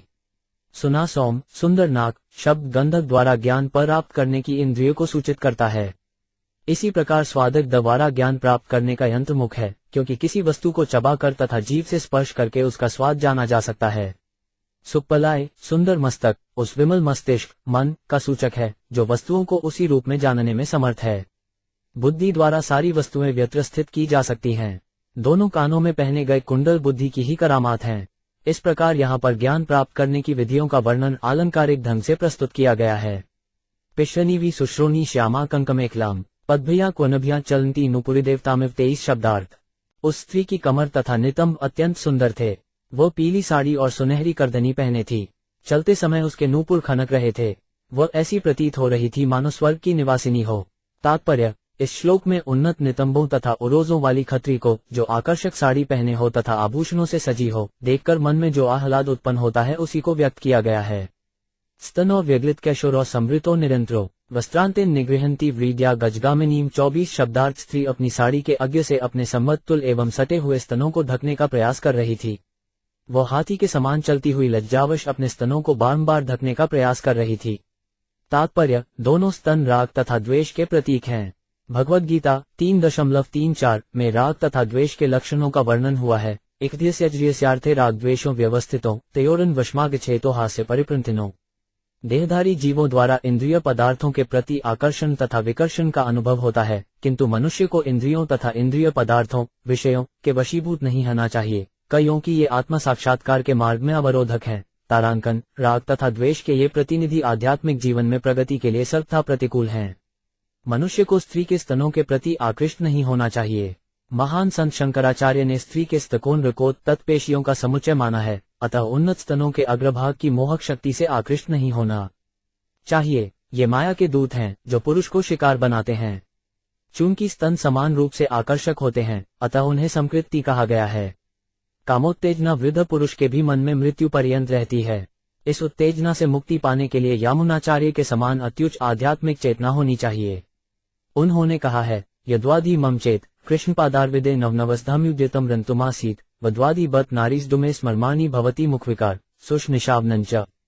चूंकि मैं श्री कृष्ण की दिव्य प्रेमाभक्ति में निरंतर मग्न रहता हूँ, जिससे मुझे नित्य नूतन आनंद प्राप्त होता है, अतः जब भी मैं काम विषय के आनंद के विषय में सोचता हूँ तो इस विचार पर मैं थू थू करता हूँ और मेरे होंठ बुरे स्वाद से अकड़ जाते हैं। जो आध्यात्मिक रूप से आगे बढ़ा है वह मांस तथा रुधिर के लोथलों से, जो नारी के स्तन स्वरूप हैं, आकृष्ट नहीं होता। निरंतर शब्द भी महत्वपूर्ण है, क्योंकि यद्यपि स्तन अलग अलग स्थान पर स्थित रहते हैं, किंतु वे एक सा प्रभाव दिखाते हैं। हमें राग तथा द्वेष में कोई अंतर नहीं मानना चाहिए। जैसा कि भगवद गीता 3.37 में कहा गया है, ये दोनों रजोगुण से उत्पन्न हैं। काम एवं क्रोध एक रजोगुण समुद्भव न युहंतीम ढकने का प्रयत्न करती हुई शब्द सूचित करता है कि भले ही कोई काम, क्रोध, लोभ आदि से रंजित क्यों न हो, किंतु कृष्ण भक्ति चेतना से ये सारे नष्ट हो जाते हैं। दूसरे शब्दों में काम विषय का उपयोग कृष्ण की सेवा के लिए किया जा सकता है। काम से प्रेरित सामान्य कर्मी अहनिश श्रम करता है, इसी प्रकार भक्त भी कृष्ण को प्रसन्न करने के लिए अहनिश काम कर सकता है। जिस प्रकार कर्मी काम क्रोध की तुष्टि के लिए कठिन श्रम करते हैं, भक्तों को चाहिए कि कृष्ण को प्रसन्न करने के लिए उसी प्रकार कार्य करें। इसी प्रकार क्रोध का उपयोग भी कृष्ण की सेवा में किया जा सकता है। उसका उपयोग अभक्त असुरों पर किया जाता है। हनुमान जी ने अपने क्रोध का ऐसा ही उपयोग किया। वे भगवान रामचंद्र के महान भक्त थे। उन्होंने अभक्त असुर रावण के राज्य में अग्नि लगाकर अपने क्रोध का सदुपयोग किया। इस प्रकार काम का उपयोग श्री कृष्ण को प्रसन्न करने और क्रोध का उपयोग असुरों को दंड देने के लिए किया जा सकता है। जब इन दोनों का उपयोग श्री कृष्ण की सेवा में किया जाता है तो इनकी भौतिक महत्ता जाती रहती है और इन्हें आध्यात्मिक महत्व प्राप्त हो जाता है। तामा ललितम वीर सद्वीत स्मित शोभनाम स्निग्नापादुपुड्डन स्पुष्ट प्रेमोद श्रीमद्रुवा 27 शब्दार्थ वीर पुरक्षण उस सुंदर रमणी की भौहों तथा मुख की मुस्कान से अत्यधिक आकृष्ट हुआ और उसके कामवासना रूपी तीरों से तुरंत बिंद गया। जब वह लजाती हुई हंसी तो पुरक्षण को और भी सुंदर लगी, अतः वीर होते हुए भी वह उसको संबोधित करने से अपने को रोक न सका। तात्पर्य, प्रत्येक जीव दो तरह से वीर होता है। जब वह माया का शिकार होता है तो वह भौतिक जगत में महान वीर की तरह महान नेता, राजनीतिज्ञ, व्यापारी, उद्योगपति इत्यादि की तरह कार्य करता है और उसके वीरतापूर्ण कार्यों से सभ्यता को प्रगति होती है। वो इंद्रियों के स्वामी, गोस्वामी के रूप में भी वीर बन सकता है। भौतिक कार्यकलाप तो झूठे वीरतापूर्ण कार्य हैं, जबकि भौतिक विषयों से इंद्रियों को मोड़ना महना वीरता है। कोई भौतिक जगत में कितना ही बड़ा वीर क्यों न हो, वह अस्थियों के मांस एवं रक्त के पिंड रूपी स्तनों से तुरंत पराजित हो जाता है। इस संसार में भौतिक कार्यों के इतिहास में ऐसे अनेक उदाहरण हैं, जैसे रोम का वीर एंटोनी जो क्लियोपात्रा की सुंदरता पर मोहित हो गया। इसी प्रकार महाराष्ट्र की राजनीति में भारतीय वीर बाजीराव एक स्त्री का शिकार होकर पराजित हो गया। इतिहास से पता चलता है कि पहले के राजनीतिज्ञ सुंदरियों का उपयोग प्रशिक्षित विषकन्या के रूप में किया करते थे। इन सुंदरियों के शरीर में जीवन के प्रारंभ से विष का टीका लगाया जाता था, जिससे वे विष के प्रभाव से प्रतिरक्षित हो जाती थी और स्वयं इतनी विषैली कि यदि वे किसी पुरुष का चुंबन कर लें तो वह मर जाए। इन विषकन्याओं का उपयोग शत्रु को चुंबन मात्र से मारने के लिए किया जाता था। इस प्रकार मानव इतिहास में ऐसे अनेक उदाहरण मिलते हैं जब वीरों को स्त्रियों के द्वारा ही ध्वस्त कर दिया गया। श्री कृष्ण का अंश होने से जीव निश्चय ही महान वीर होता है, किंतु अपनी इसी एक दुर्बलता के कारण वह भौतिक शरीर के प्रति आकृष्ट होता है। कृष्ण बहिर्मुख हजा भोग वाच्छा करे, निकटस्थ माया तारे जापटिया धरे। प्रेम विवर्त में कहा गया है कि जब जीवात्मा प्रकृति को भोगना चाहता है तो माया उस पर तुरंत झपट्टा मारती है। जीवात्मा को जबरदस्ती इस भौतिक जगत में नहीं भेजा जाता, वो सक्रिय आकर्षण के कारण स्वेच्छा से आता है। प्रत्येक जीव को छूट है कि वह प्रकृति द्वारा आकृष्ट हो या फिर वीर की तरह आकर्षण का विरोध करे। ये केवल जीव द्वारा आकर्षित होने या न होने का प्रश्न है। माया के संपर्क में जबरदस्ती आने का प्रश्न ही नहीं उठता। जो प्रकृति के आकर्षण का प्रतिरोध करके स्थिर बना रहता है वह वास्तव में वीर है और गोस्वामी कहलाने का पात्र है। इंद्रियों का स्वामी बने बिना कोई गोस्वामी नहीं हो सकता। जीव इस जगत में इन दोनों स्थितियों में से एक का चयन कर सकता है। चाहे तो वह इंद्रियों का दास बन सकता है अथवा उनका स्वामी बन सकता है। इंद्रियों का दास बनकर मनुष्य महान भौतिक वीर बन सकता है और इंद्रियों का स्वामी बनकर वह आध्यात्मिक वीर अथवा गोस्वामी बन सकता है। का त्वम कजिप्लाशाशी कस्यासी कुतः सती। इमामुपुरी भीरू की चिकीर्षसी शंस में 26 शब्दार्थ है। कमलनयनी, कृपा करके मुझे बताओ कि तुम कहाँ से आ रही हो, तुम कौन हो और तुम किसकी पुत्री हो? तुम अत्यंत साध्वी लगती हो। यहाँ आने का तुम्हारा क्या प्रयोजन है? तुम क्या करना चाह रही हो? कृपया ये सारी बातें मुझसे कहो। तात्पर्य: वेदांत सूत्र की प्रथम सूक्ति है, अकातो ब्रह्म जिज्ञासा। मनुष्य देह पाकर अपने आप से तथा अपनी बुद्धि से अनेक पर प्रश्न करने चाहिए। मनुष्य से निम्न जीवों में उनको बुद्धि जीवन की मूल आवश्यकताओं, खाने, सोने, संभोग करने तथा स्वयं की रक्षा करने से ऊपर नहीं उठ पाती। कुत्ते, बिल्लियां तथा बाघ भी कुछ न कुछ खाने के लिए, कहीं न कहीं सोने के लिए, अपनी रक्षा के लिए तथा सफलतापूर्वक संभोग करने के लिए प्रयत्नशील रहते हैं। किंतु मनुष्य का शरीर पाकर उसे इतना बुद्धिमान तो होना चाहिए कि स्वयं से यह पूछे कि मैं कौन हूँ? मैं इस संसार में क्यों आया? मेरा क्या कर्तव्य है? परम नियंता कौन है? जड़ तथा जंगम में क्या अनंतर है? इत्यादि ऐसे अनेक प्रश्न हैं। जो बुद्धिमान है उसे तो प्रत्येक वस्तु के आदि स्रोत के विषय में जिज्ञासा करनी चाहिए, अथातो ब्रह्म जिज्ञासा। हर जीव में कुछ न कुछ बुद्धि होती है, किंतु मनुष्य का रूप मिलने पर जीव को अपने आध्यात्मिक स्वरूप के विषय में जिज्ञासा करनी चाहिए। यही वास्तविक मानवीय बुद्धि है। कहा गया है कि जो केवल अपने शरीर के विषय में ही जागरूक रहता है वह पशु के तुल्य है, भले ही वह मानव देहधारी हो। भगवद गीता 15.15 में श्री कृष्ण कहते हैं, सर्वस्य चा हृदि सन्निविष्टो मत्तः स्मृति ज्ञानपोहनम च। मैं सबके हृदय में स्थित हूँ और मुझी से स्मृति, ज्ञान तथा विस्मृति उत्पन्न होते हैं। पशु रूप में जीव ईश्वर से अपने संबंध को बिल्कुल भूला रहता है। यह अपोहनम या विस्मृति है। किंतु मनुष्य रूप में ये चेतना अधिक विकसित रहती है, अतः मनुष्य को ईश्वर के साथ अपना संबंध समझने का अवसर मिलता है। मनुष्य देह धारण करके उसे अपनी बुद्धि का उपयोग ऐसे ही प्रश्नों के पछने में करना चाहिए जिस प्रकार की पुरज्ञान जीव अज्ञात तरुणी से पूछता है कि वह कहाँ से आई है, उसका क्या काम है इत्यादि। ये आत्मतत्व के विषय में जिज्ञासाएं हैं। निष्कर्ष यह निकला कि जब तक जीव आत्मतत्व, आत्म साक्षात्कार के विषय में जिज्ञासु नहीं होता तब तक वह पशु के समान है। करतेनुक्ता एता एकादश महाभटा ऐता वाललना। सूत्रु को 5 यम तेव ही पुरसरह 27 शब्दार्थ है। कमलनयनी, तुम्हारे साथ के 11 बलिप्त अंगरक्षक और ये 10 विशिष्ट सेवक कौन हैं? इन 10 सेवकों के पीछे पीछे ये स्त्रियां कौन हैं तथा तुम्हारे आगे आगे चलने वाला ये सर्प कौन है? तात्पर्य: मन के 10 बलिष्ठ नौकर हैं, 5 कर्मेंद्रियां तथा 5 ज्ञानेंद्रियां। ये 10 मन की अधीक्षण में कार्य करते हैं। मन समेत ये 10 कुल मिलकर 11 प्रबल अंगरक्षक बनते हैं। इंद्रियों के अधीन सैकड़ों स्त्रियों को यहाँ पर ललनाह कहा गया है। मन बुद्धि के अधीन रहकर कार्य करता है और ये 10 इंद्रियां मन के अधीन रहती हैं और 10 इंद्रियों के अधीन असंख्य इच्छाएं हैं जिनकी पूर्ति होनी है। किंतु ये सब प्राण पर आश्रित हैं जिसे यहाँ सर्प के रूप में प्रदर्शित किया गया है। जब तक प्राण रहता है तभी तक मन कार्य करता है और मन के अधीन सारी इंद्रियां काम करती हैं और इन इंद्रियों से अनेक भौतिक इच्छाएं उत्पन्न होती हैं। वास्तव में पुर्यजन नामक जीव इतने सारे तामझाम से अत्यधिक उलझन में रहता है। ये सारा तामझाम अनेक प्रकार की चिंताओं को जन्म देता है, किंतु जो व्यक्ति श्री भगवान की शरण में चला जाता है और सारा कार्य उन्हीं पर छोड़ देता है वो ऐसी सारी चिंताओं से मुक्त हो जाता है। अतः प्रहनमाद महाराज क्षणिक भौतिक जीवन को स्वीकार करने वाले व्यक्ति को भगवान की शरण ग्रहण करने और सारी चिंताओं से मुक्त होने के लिए तथा कथित जिम्मेदारियों को छोड़ देने का उपदेश देते हैं। त्वम हीर्भवान्यस्य त्वाग्रमापति विचिनुति की मुन्विद्रो वने त्वदक्षिकामाप्त समस्त कामा क्व पद्मकोश पतित। कराग्रातु 28 शब्दार्थ है। सुंदर बाला, तुम साक्षात लक्ष्मी या भगवान शिव की पत्नी भवानी अथवा ब्रह्मा की पत्नी अर्थात विद्या की देवी सरस्वती के समान हो। यद्यपि तुम अवश्यमेव इनमें से एक हो, किंतु मैं तुम्हें इस वन में अकेले विचरण करती देख रहा हूँ। निस्संदेह तुम मुनियों की भांति मौन हो। ऐसा तो नहीं है कि तुम अपने पति को खोज रही हो? चाहे तुम्हारा पति जो कोई भी हो, किंतु जिस तन्मयता से तुम उसे खोज रही हो ये देखकर उसे सारे ऐश्वर्य प्राप्त हो जाएंगे। मैं सोचता हूँ कि तुम लक्ष्मी हो, किंतु तुम्हारे हाथ में कमल पुष्प नहीं है, अतः मैं पूछ रहा हूँ कि तुमने उसे कहाँ फेंक दिया? तात्पर्य: प्रत्येक व्यक्ति सोचता है वह सबसे बुद्धिमान है। कभी वह अपनी बुद्धि को शिव की पत्नी उमा की पूजा में लगाता है जिससे सुंदर स्त्री प्राप्त हो। कभी कभी कोई ब्रह्मा के समान विद्वान बनना चाहता है तो वह अपनी बुद्धि को विद्या की देवी सरस्वती की पूजा में लगाता है। कभी कभी जब कोई विष्णु के समान ऐश्वर्यशाली बनना चाहता है तो वह लक्ष्मी की पूजा करता है। इस श्लोक में परअन्यन नामक मोहग्रस्त जीव इतनी सारी जिज्ञासाएं करता है और यह नहीं समझ पाता कि वह अपनी बुद्धि किस तरह लगाए। बुद्धि का उपयोग भगवान को सेवा के लिए करना चाहिए। जब मनुष्य इस प्रकार अपनी बुद्धि लगाता है तो ऐश्वर्य की देवी स्वतः अनुकूल हो जाती हैं। ऐश्वर्य की देवी लक्ष्मी जी कभी भी अपने पति विष्णु के बिना नहीं रहती, अतः जब कोई विष्णु को पूजता है तो लक्ष्मी जी स्वतः अनुकूल हो जाती है।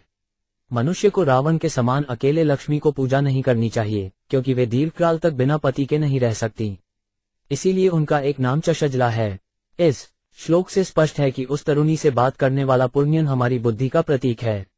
वो उस तरुणी की लज्जाशीलता की प्रशंसा ही नहीं कर रहा, वरन उस लज्जा का कारण क्रमशः उसके प्रति और अधिक आकृष्ट होता जाता है। वह वास्तव में उसका पति बनना चाह रहा है, इसीलिए वह पूछता है कि क्या वह भावी पति के विषय में सोच रही है या कि वह विवाहित है। ये भोग इच्छा का उदाहरण है। जो ऐसी इच्छाओं से आकर्षित होता है वो इस संसार से बंध जाता है, और जो आकर्षित नहीं होता उसे मोक्ष प्राप्त होता है। राजा पुण्यन उस तरुणी की सुंदरता की प्रशंसा कर रहा था मानो वह लक्ष्मी हो, किंतु साथ ही वह सतर्क था कि लक्ष्मी का भोग विष्णु के अतिरिक्त अन्य कोई नहीं कर सकता। चूंकि उसे संदेह था कि वह तरुणी लक्ष्मी है या नहीं, इसीलिए वह पूछता है कि वह कमल क्यों नहीं धारण किए है। ये संसार भी लक्ष्मी के समान है, क्योंकि माया भगवान विष्णु के निर्देशानुसार कार्य करती हैं, जैसा कि भगवद गीता कथन है, मयाध्यक्षेण प्रकृति सुवते सचराचरम। कोई भी जीव इस संसार का भोग नहीं कर सकता। यदि कोई इसका भोग करना चाहता है तो वह तुरंत रावण, हिरण्यकशिपु या कंस जैसा असुर बन जाता है। चूंकि रावण ऐश्वर्य को देवी सीता देवी का भोग करना चाहता था, अतः वह अपने परिवार, संपत्ति तथा ऐश्वर्य सहित विनष्ट हो गया। किंतु यदि भगवान विष्णु चाहे तो माया को भोगा जा सकता है। अपनी इंद्रियों तथा इच्छाओं की तुष्टि का अर्थ है लक्ष्मी का नहीं, अपितु माया का भोग। नासा वरोवन्यतमा भुविस्प्रेक पुरीमिमा वीर व्रेंसाकम अहैलड्डू तुमद्रकर्मना लोकम पर श्री यज्ञ पुंसा 29 शब्दार्थ परम सौभाग्यशालिनी। ऐसा लगता है कि मैंने जिन स्त्रियों के नाम गिनाए हैं उनमें से तुम कोई नहीं हो, क्योंकि मैं देख रहा हूं कि तुम्हारे पांव पृथ्वी का स्पर्श कर रहे हैं। किंतु यदि तुम इस लोक की कोई सुंदरी हो तो जिस प्रकार लक्ष्मी जी विष्णु के साथ वैकुंठ लोक की श्रीवृद्धि करती हैं, उसी प्रकार तुम भी मेरे साथ संगति करके इस नगरी की सुंदरता बढ़ाओ। तुम्हें ज्ञात हो कि मैं महान वीर हूँ और इस लोक का अत्यंत पराक्रमी राजा हूँ। तात्पर्य, आसुरी तथा भक्तिमयी अभिरुचि में अंतर है। भक्त यह अच्छी तरह जानते हैं कि लक्ष्मी जी जो विष्णु या नारायण की चिरसंगिनी है, किसी जीव द्वारा भोग्या नहीं है। यह उच्च भावना कृष्ण चेतना भक्ति कहलाती है। तो भी प्रत्येक व्यक्ति नारायण की समृद्धि का अनुकरण करते हुए सुखी रहना चाहता है। इस श्लोक में पुरग्यन उस तरुणी को एक सामान्य स्त्री के रूप में मानता है, किंतु उससे आकृष्ट होने के कारण वह उससे अनुरोध करता है कि वह उसकी संगिनी बनकर लक्ष्मी सहर्ष सुखी बन जाए। इस प्रकार वह अपना परिचय अत्यंत प्रभावशाली राजा के रूप में देता है, जिससे वह स्त्री उसे अपना पति बना ले और लक्ष्मी की भांति सुखी हो सके। भगवान का दास बनकर इस संसार को भोगने की इच्छा देवतुल्य है, किंतु असुर लोग भगवान को माने बिना इस संसार का भोग करना चाहते हैं। एक असुर तथा देवता में यही अंतर होता है। इस श्लोक में उल्लिखित द्रव्य स्पर्श शब्द महत्वपूर्ण है। जब कभी देवता पृथ्वी पर उतरते हैं तो वे भूमि का स्पर्श नहीं करते। पुरीजन ये जान गया कि यह तरुणी किसी दिव्य लोक अथवा उच्चतर लोकों से संबंधित नहीं है, क्योंकि उसके पैर भूमि का स्पर्श कर रहे थे। चूंकि इस संसार की प्रत्येक युवती चाहती है कि उसका पति प्रभावशाली, धनी और बलवान हो, अतः पुरग्यन अपने को ऐसा ही व्यक्ति बताकर उसे बहकाना चाहता था। इस भौतिक जगत में चाहे वह नर हो या नारी, प्रत्येक व्यक्ति भोग करना चाहता है। नर सुंदर नारी का भोग चाहता है और स्त्री शक्तिशाली ऐश्वर्यवान पुरुष को भोगना चाहती है।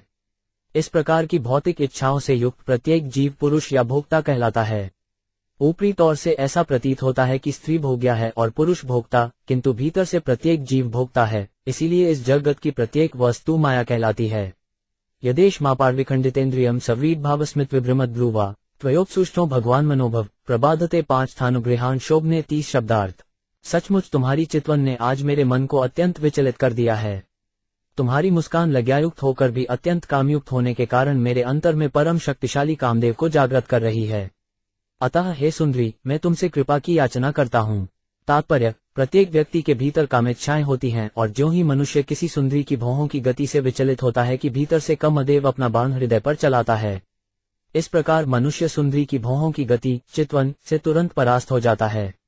जब मनुष्य कामेच्छा से विचलित हो जाता है तो उसकी इंद्रियां सभी प्रकार के विषयों से यथा वाणी, स्पर्श, रूप, गंध, स्वाद इत्यादि भोग्य वस्तुओं से आकर्षित होती हैं।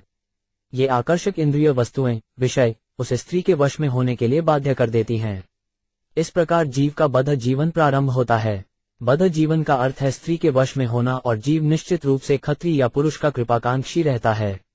इस प्रकार जीव एक दूसरे के बंधन में रहते हैं और इस तरह माया द्वारा मोहित होकर वे बद्ध जीवन बिताते रहते हैं। त्वदान्नं सुभ्रू सुतारलोचन व्यालंबिनीलाल कवन समृतम उन्नीय में दर्शय वल्गुवाचक यद्विद्या नाभिमुख शुचिस्मिते 31 शब्दार्थ है सुंदरी, सुंदर भौहों तथा आंखों से युक्त तुम्हारा मुख अत्यंत सुंदर है, जिस पर नीले केश बिखरे हुए हैं। साथ ही तुम्हारे मुख से मधुर ध्वनि निकल रही है, फिर भी तुम लज्जा से इतनी आवृत हो कि मेरी ओर देख नहीं पा रही। अतः हे सुंदरी, मैं तुमसे प्रार्थना करता हूँ कि तुम हंसो और अपना सिर उठाकर मुझे देखो तो। तात्पर्य, जब कोई व्यक्ति किसी स्त्री से आकृष्ट होता है तो ऐसा ही कहता है। प्रकृति द्वारा इस प्रकार बंध जाना मोह कहलाता है। जब कोई माया की सुंदरता से इस प्रकार मोहित होता है तो वह उसे भोगने के लिए अति आतुर हो उठता है। इसका विस्तृत वर्णन पूर्णन के इस उदाहरण से प्राप्त होता है, जो एक सुंदरी पर मोहित है। बद्ध जीवन में जीव मुख, भौहों, आंखों, वाणी या अन्य किसी वस्तु से आकर्षित होता है। यदि संक्षेप में कहें तो प्रत्येक वस्तु आकर्षक बन जाती है। जब स्त्री या पुरुष एक दूसरे द्वारा आकृष्ट होते हैं तो सुंदर या असुंदर का कोई अर्थ नहीं रह जाता। प्रेमी को प्रेमिका के मुख पर हर चीज अत्यंत सुंदर दिखती है और इस तरह से वह मोहित हो जाता है। इसी आकर्षण के कारण जीव का इस भौतिक जगत में पतन होता है। भगवद गीता 7.27 में इसका वर्णन मिलता है। इच्छाटे स्मृतेन्द्रमोहन भारत सर्वद्रुतानि संपोह सर्गे यान्ति परतप तारांकन। हे अर्जुन, हे शत्रुओं के विजेता, समस्त जीवात्माएं मोह में जन्म लेती हैं और इच्छा तथा द्वेष के नदों के कारण परास्त होती हैं। जीवन की यह अवस्था अविद्या कहलाती है। अविद्या का विलोम है वास्तविक ज्ञान। श्रीशोपनिषद में विद्या तथा अविद्या का अंतर बताया गया है। अविद्या के द्वारा मनुष्य बद्ध होता है और विद्या से मुक्त होता है। पुण्यन ने यहाँ स्वीकार किया है कि वह अविद्या से आकृष्ट हुआ है। अब वह अविद्या का पूर्ण स्वरूप देखना चाहता है, अतः वह सुंदरी से प्रार्थना करता है कि वह अपना सिर उठाए जिससे वह प्रत्यक्ष उसे देख सके। इस तरह वह उन विभिन्न अंगों को देखने का इच्छुक है जिससे अविद्या आकर्षक बनती है। नारद उल्लाच इत्थ पुरश्न नारी यातमान मधीरवत अभ्यनंदत तम वीर हसंती वीर मोहिता 32। नारद ने आगे कहा, हे राजनु, जब राजा उस सुंदरी का स्पर्श करने तथा उसका भोग करने के लिए अत्यधिक मोहित एवं अधीर हो उठा तो वह बाला भी उसके शब्दों से आकुष्ट हुई और उसने हंसते हुए उसकी याचना स्वीकार कर ली। इस समय तक वह राजा के प्रति निश्चय ही आकुष्ट हो चुकी थी। तात्पर्य, इस घटना से हम ये समझ सकते हैं कि जब मनुष्य आक्रांत हो जाता है और स्त्री से प्रणय याचना करने लगता है तो स्त्री भी पुरुष के प्रति आकृष्ट हो जाती है। भागवत 5.5.8 में इस क्रिया को पुंज किया मिथुनीथावमैतम कहा गया है। यह आकर्षण विषयी जीवन के स्तर पर उत्पन्न होता है। इस प्रकार कामोत्तेजना भौतिक बंधन का आगम स्थल है। अतः ये बद्ध जीवन अर्थात भौतिक संभोग का आगम स्थल ही आध्यात्मिक जीवन की विस्मृति का कारण है। इस प्रकार से जीव की मूल कृष्ण चेतना दब जाती है या फिर भौतिक चेतना में बदल जाती है और इस प्रकार से मनुष्य इंद्रिय दृष्टि में लग जाता है। न विदाम वयम समीकृतार पुरुषशिव आत्मनिश्च परस्यापि गोत्र नामचर यत्कृतम 33 शब्दार्थ। उस युवती ने कहा, हे मनुष्य श्रेष्ठ, मैं नहीं जानती कि मुझे किसने उत्पन्न किया है। मैं तुम्हें ये ठीक ठीक नहीं बता सकती, नहीं मैं अपने या दूसरों के गोत्र के नामों को जानती हूँ। तात्पर्य, जीव अपनी उत्पत्ति को नहीं जानता। वह यह नहीं जानता कि इस जगत की रचना कयों हुई, दूसरे लोग इस जगत में कयों काम कर रहे हैं और इस जगत का चरम स्रोत क्या है। कोई भी इन प्रश्नों के उत्तर नहीं जानता। यही अज्ञान या अविद्या है। जीवन की उत्पत्ति के विषय में खोज करने पर कुछ विख्यात विज्ञानी रासायनिक संगठनों की कोशिकाओं के समुच्चय को ढूंढ पाए हैं, किंतु वास्तव में इस जगत में जीवन के मूल स्रोत को कोई भी नहीं जानता। ब्रह्मजिज्ञाया पद का प्रयोग इस जगत में अपने अस्तित्व के मूल स्रोत को जानने की उत्सुकता को सूचित करने के लिए किया जाता है। कोई दार्शनिक, विज्ञानी या राजनीतिज्ञ ठीक ठीक नहीं जानता है कि हम कहाँ से आए, हम अपने अस्तित्व के लिए क्यों विकट संघर्ष कर रहे हैं और फिर हम कहाँ जाएंगे। सामान्यतः लोगों का यह मत है कि हम सब यहाँ संयोगवश आए हैं और जब हमारे ये शरीर नष्ट हो जाएंगे तो हमारे सारे नाटकीय कार्य कलाप बंद हो जाएंगे और हम शून्य हो जाएंगे। ऐसे विज्ञानी तथा विचारक निर्विशेषवादी एवं शून्यवादी हैं। इस शलोक में सुंदरी जब वह को वास्तविक स्थिति बता रही है। वो पुनलिन को अपने पिता का नाम नहीं बता सकती क्योंकि उसे ये ज्ञात नहीं है कि वह कहाँ से आई और न वो ये जानती है कि वह उस स्थान में क्यों आई है। वो साफ साफ कह देती है कि इन सब बातों के विषय में वह अनजान है। इस भौतिक जगत में जीव की यही स्थिति है। कहने को तो अनेक विज्ञानी, दार्शनिक तथा बड़े बड़े नेता हैं, किंतु वे यह नहीं जानते कि वे कहाँ से आए हैं और न ये जानते हैं कि तथाकथित सुख पाने के लिए वे इस जगत में व्यस्त क्यों हैं। इस जगत में रहने के लिए अनेक सुविधाएं हैं, किंतु हम इतने मूर्ख हैं कि कभी यह नहीं पूछते कि किसने इस संसार को हमारे रहने योग्य बनाया और इसकी इतने सुंदर ढंग से व्यवस्था की है। प्रत्येक वस्तु व्यवस्थित रूप से चल रही है, किंतु अज्ञानी लोग सोचते हैं कि इस संसार में सारी वस्तुएं संयोग से बनी हैं और मृत्यु के पश्चात वे शून्य हो जाएंगी। वे सोचते हैं कि यह सुंदर आवास स्थल अपने आप इसी तरह बना रहेगा। इहाद्य संतमात्मान न विदाम न ततः परम, ये ने निर्मिता वीरपुरी श्रृणमात्मन 34 शब्दार्थ है वीर। हम इतना ही जानते हैं कि हम इस स्थान में हैं, हम यह नहीं जानते कि आगे क्या होगा। दरअसल हम इतने मूर्ख हैं कि यह भी जानने का प्रयत्न नहीं करते कि हमारे रहने के लिए किसने इतना सुंदर स्थान बनाया है। तात्पर्य, कृष्ण चेतना का अभाव ही अविद्या, अज्ञान है। श्रीमद्भागवत 5.5.5 में इसे परैत्वस्तावत बोधजात कहा गया है। प्रत्येक व्यक्ति अज्ञानी रूप में उत्पन्न होता है, यही भागवत का कथन है। अपनी अज्ञानता के कारण हम राष्ट्रवाद, परोपकारवाद, अंतर्राष्ट्रीयवाद, विज्ञान, दर्शन इत्यादि कई अन्य चीजों को जन्म देते हैं। इन सब के मूल में हमारा अज्ञान काम करता है। यदि अज्ञान ही मूल सिद्धांत हो तो फिर ज्ञान की इतनी उन्नति से क्या लाभ। जब तक मनुष्य कृष्ण भक्ति नहीं करता तब तक उमज़्न के सारे कार्य व्यर्थ हैं। यह मनुष्य जीवन अज्ञान को भगाने के लिए मिला है, किंतु लोग बिना जाने हुए कि अज्ञान को कैसे भगाया जाए तरह तरह की योजनाएं बनाते रहते हैं और मृत्यु के बाद ये सारी योजनाएं नष्ट हो जाती हैं। अते सखाए सखियों में नरा नार्यशश मानद सुप्ताया मयी जागृति नागो 5 यम पालनपुरीम 35 शब्दार्थ है भद्र पुरुष, ये सारे पुरुष तथा स्त्रियां जो मेरे साथ हैं, मेरे मित्र हैं, और यह सांप सदैव जागता रहता है तथा मेरे सोते समय भी इस पुरी की रक्षा करता है। मैं इतना ही जानती हूँ, इसके आगे कुछ भी नहीं जानती। तात्पर्य, पूर्णन ने उस सुंदरी से उन 11 पुरुषों तथा उनकी पत्नियों एवं सर्प के विषय में पूछा। उस सुंदरी ने इन सबका संक्षिप्त उत्तर दिया। उसे स्पष्ट रूप से अपने इर्द गिर्द के पुरुषों, स्त्रियों तथा सर्प का पूरा ज्ञान न था। जैसा कि पहले कहा जा चुका है, सर्प जीव के प्राण का प्रतीक है। प्राण तब भी जागृत रहता है जब शरीर तथा इंद्रियां थक जाती है और कोई कार्य नहीं कर सकती।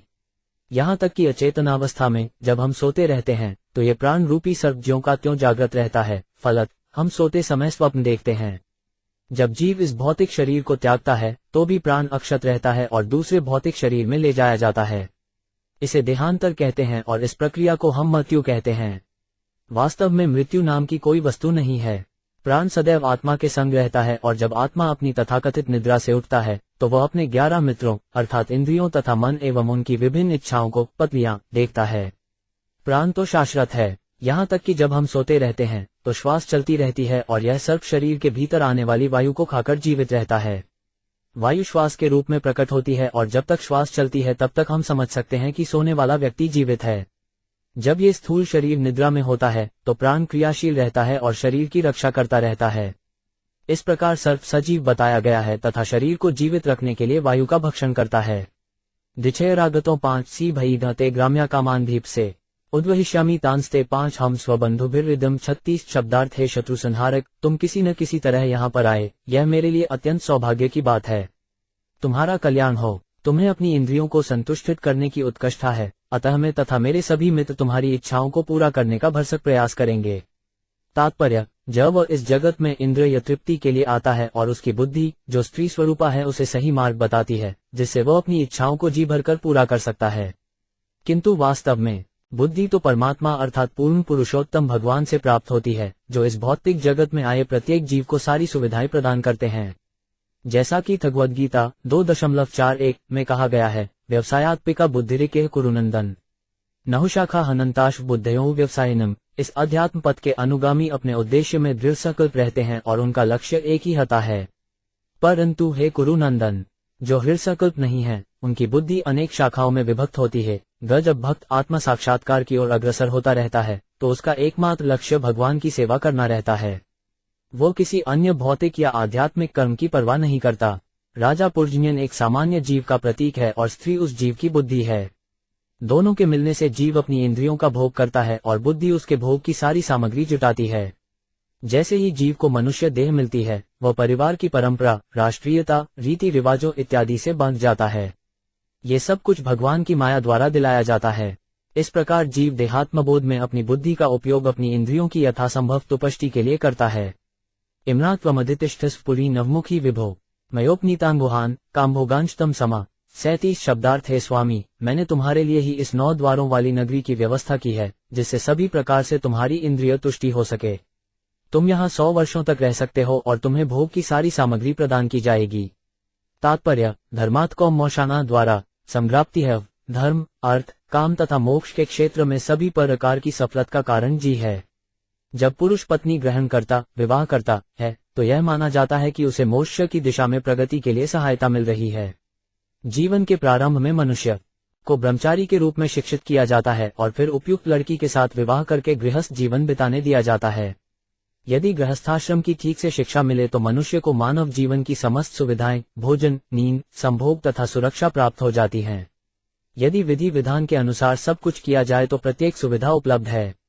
कर्नु त्वदिन्यम रम्ये हार्तिग्यम कोविदम असंपरायाभिमुखम शस्तनविदम पशुम 38 शब्दार्थ। भला मैं अन्यों के साथ कैसे रमन करने की अपेक्षा कर सकती हूँ, क्योंकि न तो उन्हें रति का ज्ञान है, न वे जीवित अवस्था में अथवा मरने के बाद इस जीवन का भोग करना जानते हैं।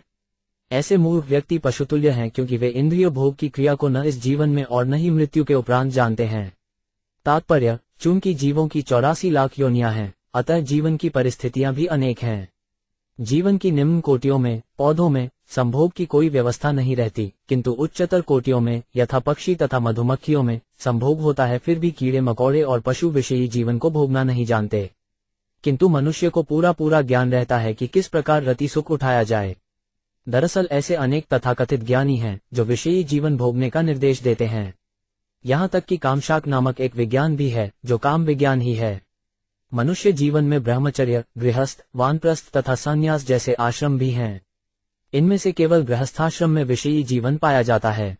ब्रह्मचारी को संभोग की अनुमति नहीं है, वानप्रस्थ स्वेच्छा से संभोग से विरत होता है और सन्यासी तो पुनर्तः विरक्त रहता है। कर्मी लोग ब्रह्मचर्य, वानप्रस्थ अथवा संन्यास जीवन नहीं बिताते, क्योंकि उन्हें गृहस्थ जीवन अत्यंत प्रिय है।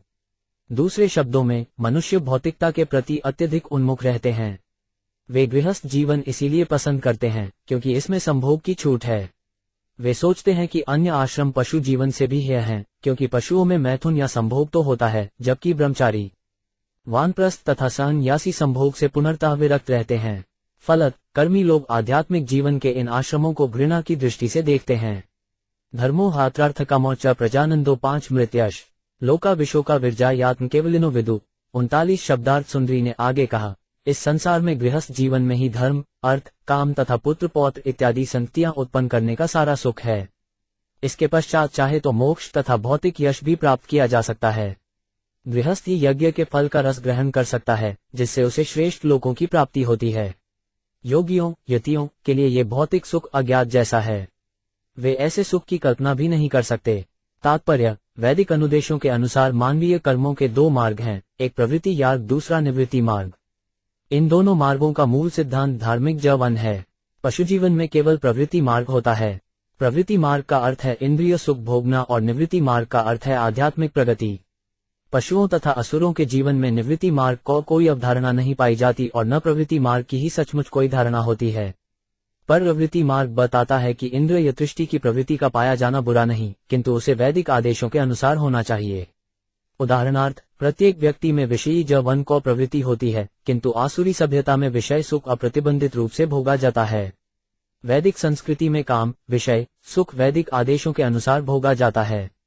इस प्रकार वेद सभ्य मनुष्यों को दिशा निर्देश देते हैं कि किस प्रकार इंद्रिय तृप्ति के लिए उनकी प्रवृत्ति की तुष्टि की जाए, किंतु निवृत्ति मार्ग में विषय सुख पूर्णतः वर्जित है। सामाजिक व्यवस्था 4 आश्रमों ब्रह्मचर्य, गृहस्थ, वानप्रस्थ तथा संन्यास में विभाजित है और इनमें से वैदिक आदेशों के अनुसार केवल गृहस्थाश्रम में प्रवृत्ति मार्ग का अनुसरण किया जा सकता है। अन्य 3 आश्रमों ब्रह्मचर्य, वानप्रस्थ एवं संन्यास में काम, विषय के लिए कोई सुविधा नहीं है। इस एलोक में स्त्री केवल प्रवृत्ति मार्ग की बात कर रही है और निवृत्ति मार्ग के लिए हतोत्साहित कर रही है। वो स्पष्ट कहती है कि यतियों को तो मात्र कैंकल्य से ही प्रयोजन रहता है, अतः वे प्रवृत्ति मार्ग के सुख के विषय में सोच भी नहीं पाते। दूसरे शब्दों में, जो व्यक्ति वैदिक सिद्धांतों पर चलता है वह भौतिक जीवन का सुख न केवल इस जीवन में सुखी रहकर भोगता है, वरन वह अगले जीवन में स्वर्ग को पाकर भी भोगता है। ऐसा व्यक्ति इस जीवन में सभी प्रकार का ऐश्वर्य, यथा पुत्र तथा पौजत इत्यादि प्राप्त करता है, क्योंकि वह सदैव धार्मिक कृत्यों में लगा रहता है। भौतिक कष्ट हैं जन्म, बुढ़ापा, रोग तथा मृत्यु, किंतु प्रवृत्ति मार्ग में रुचि रखने वाले लोग जन्म, बुढ़ापा, रोग तथा मृत्यु के समय नाना प्रकार के धार्मिक कृत्य करते रहते हैं। वे जन्म, जरा इत्यादि की तनिक भी परवाह किए बिना वैदिक अनुष्ठानों के अनुसार विशिष्ट धार्मिक अनुष्ठान करते रहते हैं, किंतु वस्तुतः प्रवृत्ति मार्ग विषयी जीवन पर आधारित है। श्रीमद्भागवत 7.9.45 का वचन है, यन्मैथुनादि यरेमेधि सुख ही तुच्छ है।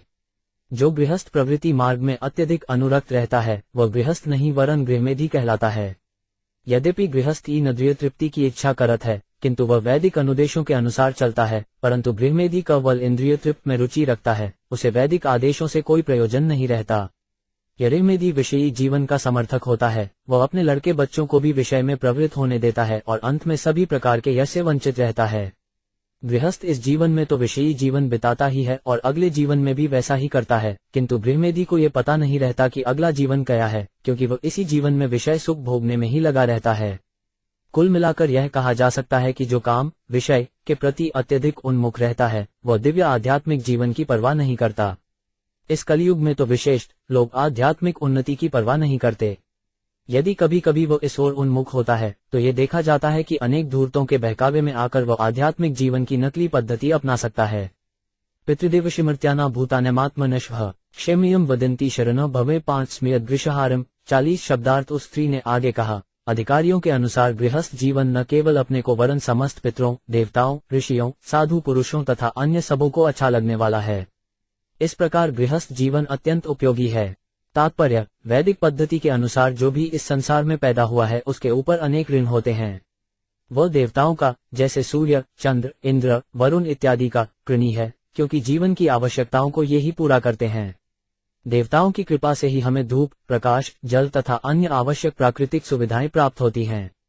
हम अपने पूर्वजों के भी ऋणी हैं, क्योंकि उन्होंने हमें शरीर, संपत्ति, बुद्धि, समाज, मित्रता तथा प्यार प्रदान किया है। इसी प्रकार हम राजनीति तथा समाज व ज्ञान के लिए सामान्य जनता के ऋणी हैं। हम घोड़े, गाय, गधे, कुत्ते तथा बिल्ली जैसे निम्न पशुओं के भी ऋणी हैं। इस प्रकार जन्म लेते ही मनुष्य पर अनेक ऋण चढ़ते जाते हैं, जिनसे उसे उऋण होना होता है। यदि वो उनसे उऋण नहीं होता तो जन्म मरण के चक्कर में पुनः फंसना पड़ता है। गृहमेदी भौतिक वस्तुओं में अत्यधिक लगा रहने के कारण जान ही नहीं पाता कि यदि वह मुकुंद के चरण कमलों की शरण ग्रहण कर ले तो वह सारे ऋणों से तुरंत उऋण हो जाता है। दुर्भाग्यवश गृहमेथी को कृष्ण भक्ति में कोई रुचि नहीं होती। प्रहलाद महाराज कहते हैं, मत्तिन कृष्णे परत स्वतो वा मिथो भिद्येत गृहर्ता नाम। भागवत 7.5 30। गृहकृत गृहमेधी ही है। जो विषयी जीवन को सब कुछ मानता है उसे कृष्ण भक्ति अटपटी लगती है। वह या तो अपने आप से या अन्यों से शिक्षा ग्रहण करके या फिर उनसे बातें करके विषय वासनाओं में इतना अनुरक्त रहता है कि कृष्ण भक्ति कर ही नहीं सकता। का नाम वीर विख्यात वदान्य प्रिय दर्शन नवृणीत प्रियम प्राप्त महर्षि त्वाश पतिम। 41 शब्दार्थ है वीर पुरुष। इस संसार में ऐसी कौन स्त्री होगी जो तुम जैसे पति को स्वीकार नहीं करेगी? तुम इतने प्रसिद्ध, उदार, इतने सुंदर तथा सुलभ हो। तात्पर्य, प्रत्येक पति निस्संदेह अपनी पत्नी के लिए वीर होता है। दूसरे शब्दों में, यदि स्त्री किसी पुरुष को प्यार करती है तो वह उसे अत्यंत सुंदर एवं उदार दिखता है। जब तक कोई दूसरे को सुंदर न दिखे, भला उसको कौन अपना सारा जीवन अर्पित कर देगा? पति अत्यंत उदार माना जाता है, क्योंकि वो पत्नी को जितनी वो चाहे उतनी संतान प्रदान करता जाता है। प्रत्येक खत्री को बच्चों की चाह रहती है, अतः कोई भी पति जो काम को तुष्टि कर सके और इच्छानुसार बच्चे उत्पन्न कर सके, अत्यंत उदार माना जाता है। न केवल संतानें उत्पन्न करके पति उदार बनता है, वरन अपनी पत्नी को आभूषण, अच्छा भोजन तथा वस्त्र देकर वह उसे अपने वश में कर लेता है। इस प्रकार से संतुष्ट पत्नी कभी भी अपने पति का साथ नहीं छोड़ती।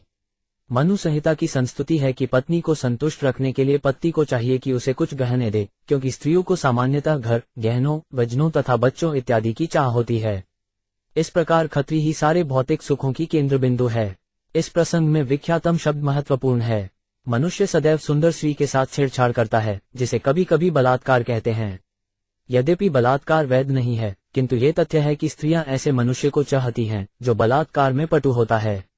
कस्या मनस्ते भुवि भोगी भोगियों स्त्रिया न सजनेत भुजयों महाभुज यो 5 नाथवर्गाधीमलम घुरिनोद्धत स्मितावलोकेन चरिते पोहितुम। 42 शब्दार्थ है महाबाहु, इस संसार में ऐसा कौन है जो सर्प के शरीर जैसी तुम्हारी भुजाओं से आकृष्टित न हो जाए? वास्तव में तुम अपनी मोहक मुस्कान तथा अपनी छेड़छाड़ युक्त दया से हम जैसी पतिविहीन स्त्रियों के संताप को दूर करते हो। हम सोचती हैं कि तुम केवल हमारे हित के लिए ही पृथ्वी पर विचरण कर रहे हो। तात्पर्य, जब किसी पतिविहीन स्त्री के साथ कोई आक्रामक पुरुष छेड़छाड़ करता है तो वह इसे कृपा समझती है। स्त्रियां सामान्यतः पुरुषों की लंबी लंबी भुजाओं से अत्यधिक आकर्षित होती हैं। सर्प का शरीर गोल होता है और पूंछ की ओर पतला होता जाता है। मनुष्य की सुंदर भुजाएं स्त्रियों को सर्पों की भांति प्रतीत होती हैं और वे ऐसी भुजाओं का आलिंगन चाहती हैं। इस श्लोक में अनाथवर्गा शब्द अत्यंत सार्थक है। ना 5 का अर्थ है पति और अ का अर्थ है रहित, जिस तरुणी के पति नहीं होता वो अनाथ कहलाती है, अर्थात उसकी रक्षा करने वाला कोई नहीं होता। किशोरावस्था प्राप्त करते ही स्त्री के मन में कामवासना हिलोरे लेने लगती है। अतः पिता का धर्म है कि वह संधि आते ही वो अपनी पुत्री का विवाह कर दे, अन्यथा पति न होने से वो अत्यधिक संतप्त रहेगी। इस आयु में जो भी व्यक्ति उसकी कामवासना को तृप्त कर दे वही उसके लिए संतोष देने वाला बन जाता है।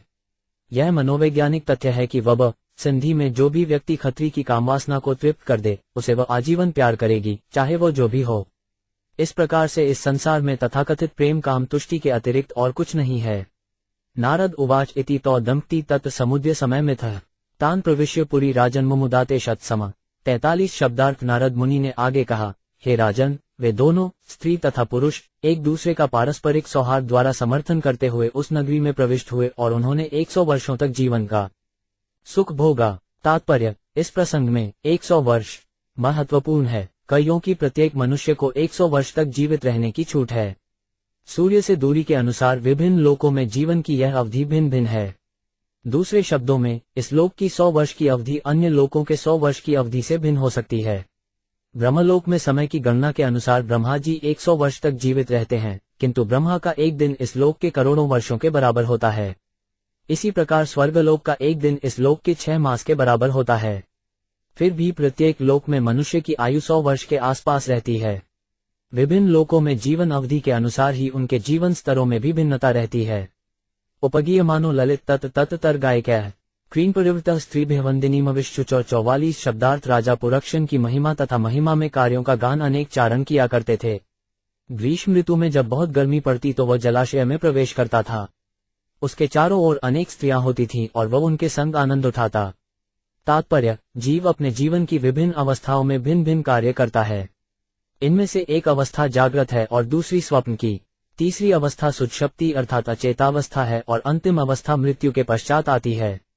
पिछले श्लोक में जागृत अवस्था का वर्णन हुआ है, अर्थात पुरुष तथा स्त्री का विवाह हो गया और वे 100 वर्षों तक आनंद से रहे। इस श्लोक में स्वप्नावस्था का वर्णन है, क्योंकि पूर्णन जो भी कार्य दिन में करता वे उसे रात्रि में स्वप्न में दिखते। पूर्णन अपनी पत्नी के साथ इंद्रिय सुख के लिए रहता था और रात्रि में यही इंद्रिय सुख विभिन्न रूपों में दिखता था। जब मनुष्य अत्यधिक थक जाता है तो उसे अच्छी नींद आती है और जब कोई धनी पुरुष थकता है तो वह अनेक स्त्री मित्रों सहित विहार स्थल में जाता है और उनके साथ जल क्रीड़ा करता है। इस संसार में जीव की ऐसी ही प्रवृत्ति होती है। जीव कभी भी खी से तुष्ट नहीं हो सकता जब तक उसे ब्रह्मचर्य की शिक्षा न प्राप्त हो। सामान्यतः मनुष्य अनेक स्त्रियों के साथ भोग करना चाहता है, यहाँ तक कि बुढ़ापे में भी ऊन की कामेच्छा इतनी प्रबल रहती है कि वह तरुणियों के संग रहना चाहता है। इस प्रकार प्रबल कामेच्छा के कारण ही जीव इस संसार से अधिकाधिक उलझता जाता है। सप्तोपरि कृता द्वार पुरस्तस्यास्तु दे अधः पृथ्वीवशेगत्यर्थ तस्या यह कशनेश्वर। 45 उस नगरी के 9 द्वारों में से 7 तो भूतल पर थे और 2 पृथ्वी के नीचे थे। कुल 9 द्वार बनाए गए थे और ये 9 द्वार भिन्न भिन्न स्थानों को जाते थे।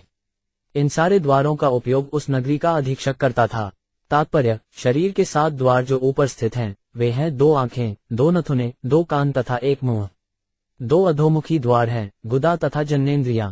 इन समस्त द्वारों का उपयोग शरीर का राजा जो कि जीव है भिन्न भिन्न भौतिक आनंद उठाने के लिए करता है। विभिन्न स्थानों के लिए भिन्न भिन्न द्वारों का होना आज भी भारत के प्राचीन नगरों में पाया जाता है। पहले राजधानी चारों ओर से दीवालों से घिरी रहती थी और विभिन्न शहरों या दिशाओं में जाने के लिए विभिन्न द्वारों से होकर जाना होता था। पुरानी दिल्ली में आज भी कश्मीरी द्वार गेट, लाहौरी द्वार गेट जैसे विभिन्न द्वार तथा चारदीवारी के ध्वंसावशेष विद्यमान हैं। इसी प्रकार अहमदाबाद में दिल्ली द्वार है। इस उपमा की मुख्य बात यह है कि जीव विभिन्न भौतिक ऐश्वर्यों का भोग करना चाहता है और प्रकृति ने इस हेतु शरीर में अनेक छिद्र बनाए हैं जिन्हें वो इंद्रिय भोग के लिए काम में ला सकता है। यज्ञ द्वारस्तु पौरस्त्या दक्षिणे का तटोत्तरा पश्चिमे द्वे अमुषा ते नामानी नृपवर्ण। ये 46 शब्दार्थ। हे राजन, 9 द्वारों में से 5 पूर्व की ओर, 1 उत्तर तथा 1 दक्षिण दिशा को और 2 पश्चिम की ओर जाते थे। अब मैं इन विभिन्न द्वारों के नाम बताने का प्रयास करूंगा। तात्पर्य, सतह के 7 द्वारों अर्थात 2 आंखें, 2 नथुने, 2 कान तथा मूल में से 5 सामने देखते हैं जिन्हें पूर्व दिशा को ओर जाते बताया गया है।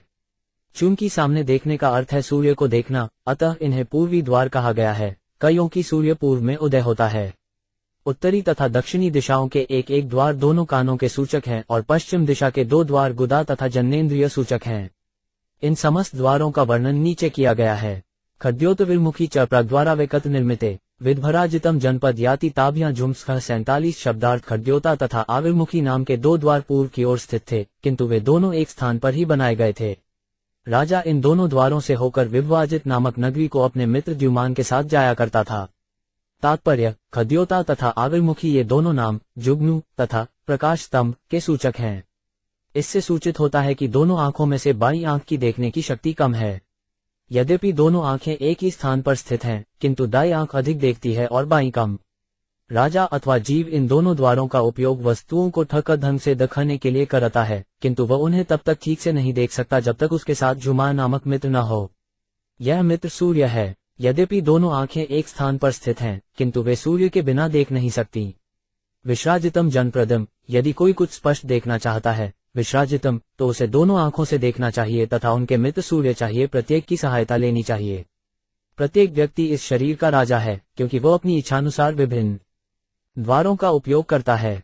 यद्यपि उसे अपने देखने तथा सुनने की शक्ति पर गर्व रहता है, किंतु वो प्रकृति की सहायता पर बहुत कुछ आश्रित है। नलिनी नालिनी च प्राग्द्वारा वैकत निर्मिते अवधूतस्खस्ताभ्यां विषयम याति सौरभम 48 शब्दार्थ। इसी प्रकार पूर्व में नलिनी तथा नालिनी नामक अन्य 2 द्वार थे और ये भी एक स्थान पर बनाए गए थे। इन द्वारों से राजा अपने मित्र अवधूत के साथ सौरभ नगर को जाया करता था। तात्पर्य, नलिनी तथा नालिनी नामक 2 द्वार दोनों नथुने हैं। जीव इन दोनों द्वारों का उपयोग विभिन्न अवधूतों अर्थात वायुओं के द्वारा करता है। ये श्वास क्रिया है। इन द्वारों से जीव सौरभ नगर को अर्थात सुगंध को जाता है। दूसरे शब्दों में, नथुने अपने मित्र वायु की सहायता से संसार में विभिन्न सुगंधों का भोग करते हैं। नलिनी तथा नालिनी नथुनों के मार्ग हैं, जिनसे जीव श्वास लेता तथा निकालता है। इस प्रकार वह इंद्रिय सुख की सुगंध का आनंद लेता है। मुख्य नाम पुरस्ताद्वास्त्यपन बहुधनो विषयो याति पुरार्थ विपनान्वित। 49 शब्दार्थ पूर्व दिशा में स्थित 5वें द्वार का नाम मुख्या अर्थात मुख्य था। इस द्वार से वह रसज्ञ तथा विपन्न नामक 2 मित्रों के साथ बहुदन तथा आपन नामक 2 स्थानों को जाता था। तात्पर्य, यहाँ पर मुख को मुख्य अर्थात सबसे महत्वपूर्ण द्वार बतलाया गया है। मुख इसलिए महत्वपूर्ण द्वार है क्योंकि इससे 2 कार्य संपन्न होते हैं। पहला खाने का तथा दूसरा बोलने का। खाने का काम रसज्ञ अर्थात जीव नामक मित्र के द्वारा संपन्न होता है, क्योंकि जीव विभिन्न प्रकार के भोजनों का स्वाद ले सकती है। जीव से बोलने का भी काम लिया जाता है, चाहे भौतिक सुख की बात हो या वैदिक ज्ञान हो, लेकिन यहाँ पर भौतिक इंद्रिय सुख पर बल है, इसीलिए रसज्ञ शब्द व्यवहृत हुआ है। पितृहूर्न पुर्या द्वार दक्षिणेन पुरज्ञन राष्ट्र दक्षिणपन्या याति शुद्रान्वित। 750 शब्दार्थ नगर के दक्षिणी द्वार का नाम पितृहु था, जिससे होकर राजा पुरज्ञन अपने मित्र श्रुद्धर के साथ दक्षिणपन्या नामक नगर देखने जाया करता था। तात्पर्य, दाहिना कान कर्मकांडीय अर्थात सकौम कर्मों के लिए प्रयुक्त होता है। जब तक मनुष्य भौतिक सुखोपभोग से जुड़ा रहता है, वह अपने दाहिने कान से सुनता है और अपनी पंचेंद्रियों का उपयोग पितृलोक जैसे उच्चतर लोक जाने के लिए करता है। इसीलिए दाहिने कान को यहाँ पितृहु द्वार कहा गया है। देवहु नाम पुर्याद्वा उत्तेन पुरक्षिन राष्ट्रमुत्तरपन्या याति शुद्रांतरित। 51 शब्दार्थ उत्तर दिशा में देवहु नामक द्वार था, जिससे होकर राजा पुरझंझनन अपने मित्र श्रुद्धर के साथ उत्तरपन्या नामक स्थान को जाया करता था। तात्पर्य, दोनों कान उत्तर तथा दक्षिण दिशा में स्थित हैं। दक्षिण दिशा में स्थित कान अत्यंत प्रबल है और वह इंद्रिय भोग की बातें सुनने के लिए उत्सुक रहता है, किंतु उत्तर दिशा में स्थित कान गुरु से दीक्षा लेने तथा चद आकाश पर व्योम जाने के काम आता है। दाहिना कान पफिवृत कहलाता है, जिसका अर्थ है कि इससे उच्चतर लोक तथा पितृलोक की प्राप्ति की जाती है, किंतु बायां कान जो देवहु कहलाता है और भी अधिक उच्चतर लोकों जैसे महलोक, तपोलोक तथा ब्रह्मलोक या इनसे भी ऊपर के लोकों को जहां मनुष्य स्थायी रूप से स्थित होने की इच्छा रखता है प्राप्त करने के काम आता है। भगवद गीता 9.25 में इसकी व्याख्या की गई है। यान्ति देवव्रता देवान पितृन्यान्ति पितृव्रता भूतानी यान्ति धतेज्या यान्ति मध्याजिनोपी मास। जो देवताओं को पूजते हैं वे देवताओं के बीच उत्पन्न होंगे, जो भूत प्रेतों की पूजा करते हैं वे उनके बीच जन्म लेंगे, जो पूर्वजों पितरों को पूजते हैं वे पितरों के पास जाते हैं और जो मेरी पूजा करते हैं वे मेरे पास रहते हैं। जो लोग इस जन्म में तथा अगले जन्म में सुखी रहना चाहते हैं वे पितृलोक जाना चाहते हैं।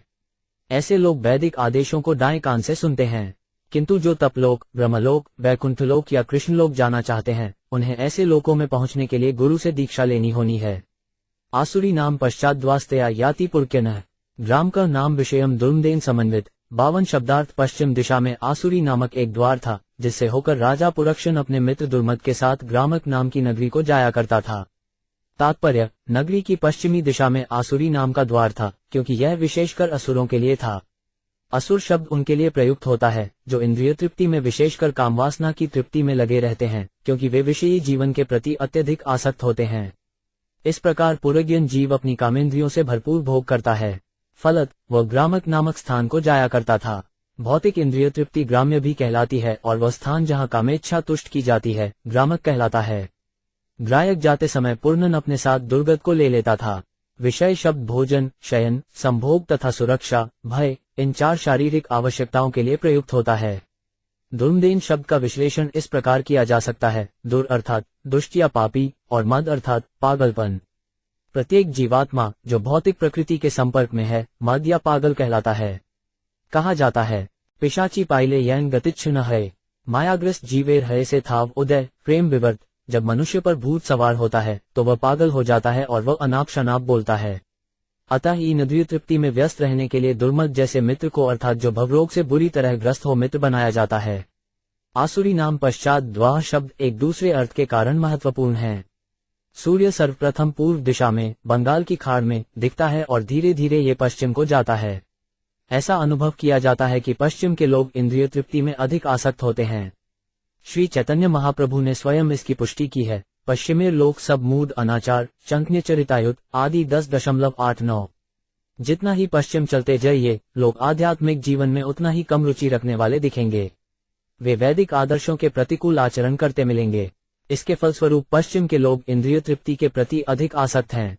इसी भागवत में पुष्टि हुई है कि आसुरी नाम पश्चात द्वाह, दूसरे शब्दों में पश्चिमी देश के लोग आसुरी सभ्यता में अर्थात भौतिकतावादी जीवन में रुचि रखते हैं। इसीलिए भगवान चैतन्य की इच्छा थी कि संसार की पश्चिमी दिशा में कृष्ण वनामृत आंदोलन का प्रचार हो, जिससे इंद्रिय तृप्ति में आसक्त लोग इसके उपदेशों से लाभ उठा सकें। निर्कृति नाम पश्चात द्वास्त्वा याति पुरक्षण, वैश्यस नाम विषय लुब्ध केन समन्वित। 53 शब्दार्थ पश्चिम दिशा का दूसरा द्वार निकृति कहलाता था। पुरक्षण इस द्वार से होकर अपने मित्र लुब्धक के साथ वैश्यस नामक स्थान को जाया करता था। तात्पर्य, ये संकेत गुदा के लिए है। गुदा को नाक, कान तथा आंख की पश्चिम दिशा में स्थित माना जाता है। ये द्वार विशेष रूप से मृत्यु के लिए है।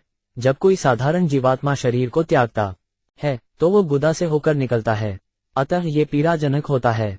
जब कोई मल विसर्जन करता है तो भी पीड़ा होती है। जीव के साथ उसका मित्र लुब्धक अर्थात लालच भी इसी मार्ग से जाता है।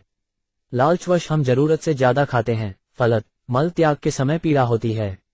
निष्कर्ष यह निकला कि यदि ठीक से मल त्याग हो तो मनुष्य चंगा अनुभव करता है। ये द्वार निर्कृति अर्थात कष्टप्रद द्वार कहलाता है। अंधावमीशा पौराणा निर्वापेशस्कृत विभव अक्षणवतामधिपतिस्ताभ्या याति करोति च 54 शब्दार्थ। इस नगरी के अनेक निवासियों में निर्वाक तथा पेशस्कृत नामक 2 व्यक्ति थे। यद्यपि राजा पुरक्न्यशन आंख वाले व्यक्तियों दिथियारों का शासक था, किंतु वह इन दोनों अंधों के साथ रहता था। वो उनके साथ जहां तहां जाता था और नानाविध कार्य किया करता था। तात्पर्य, यहाँ पर जीव के हाथों तथा पांवों की ओर संकेत है। दोनों पांव बोलते नहीं और अंधे होते हैं।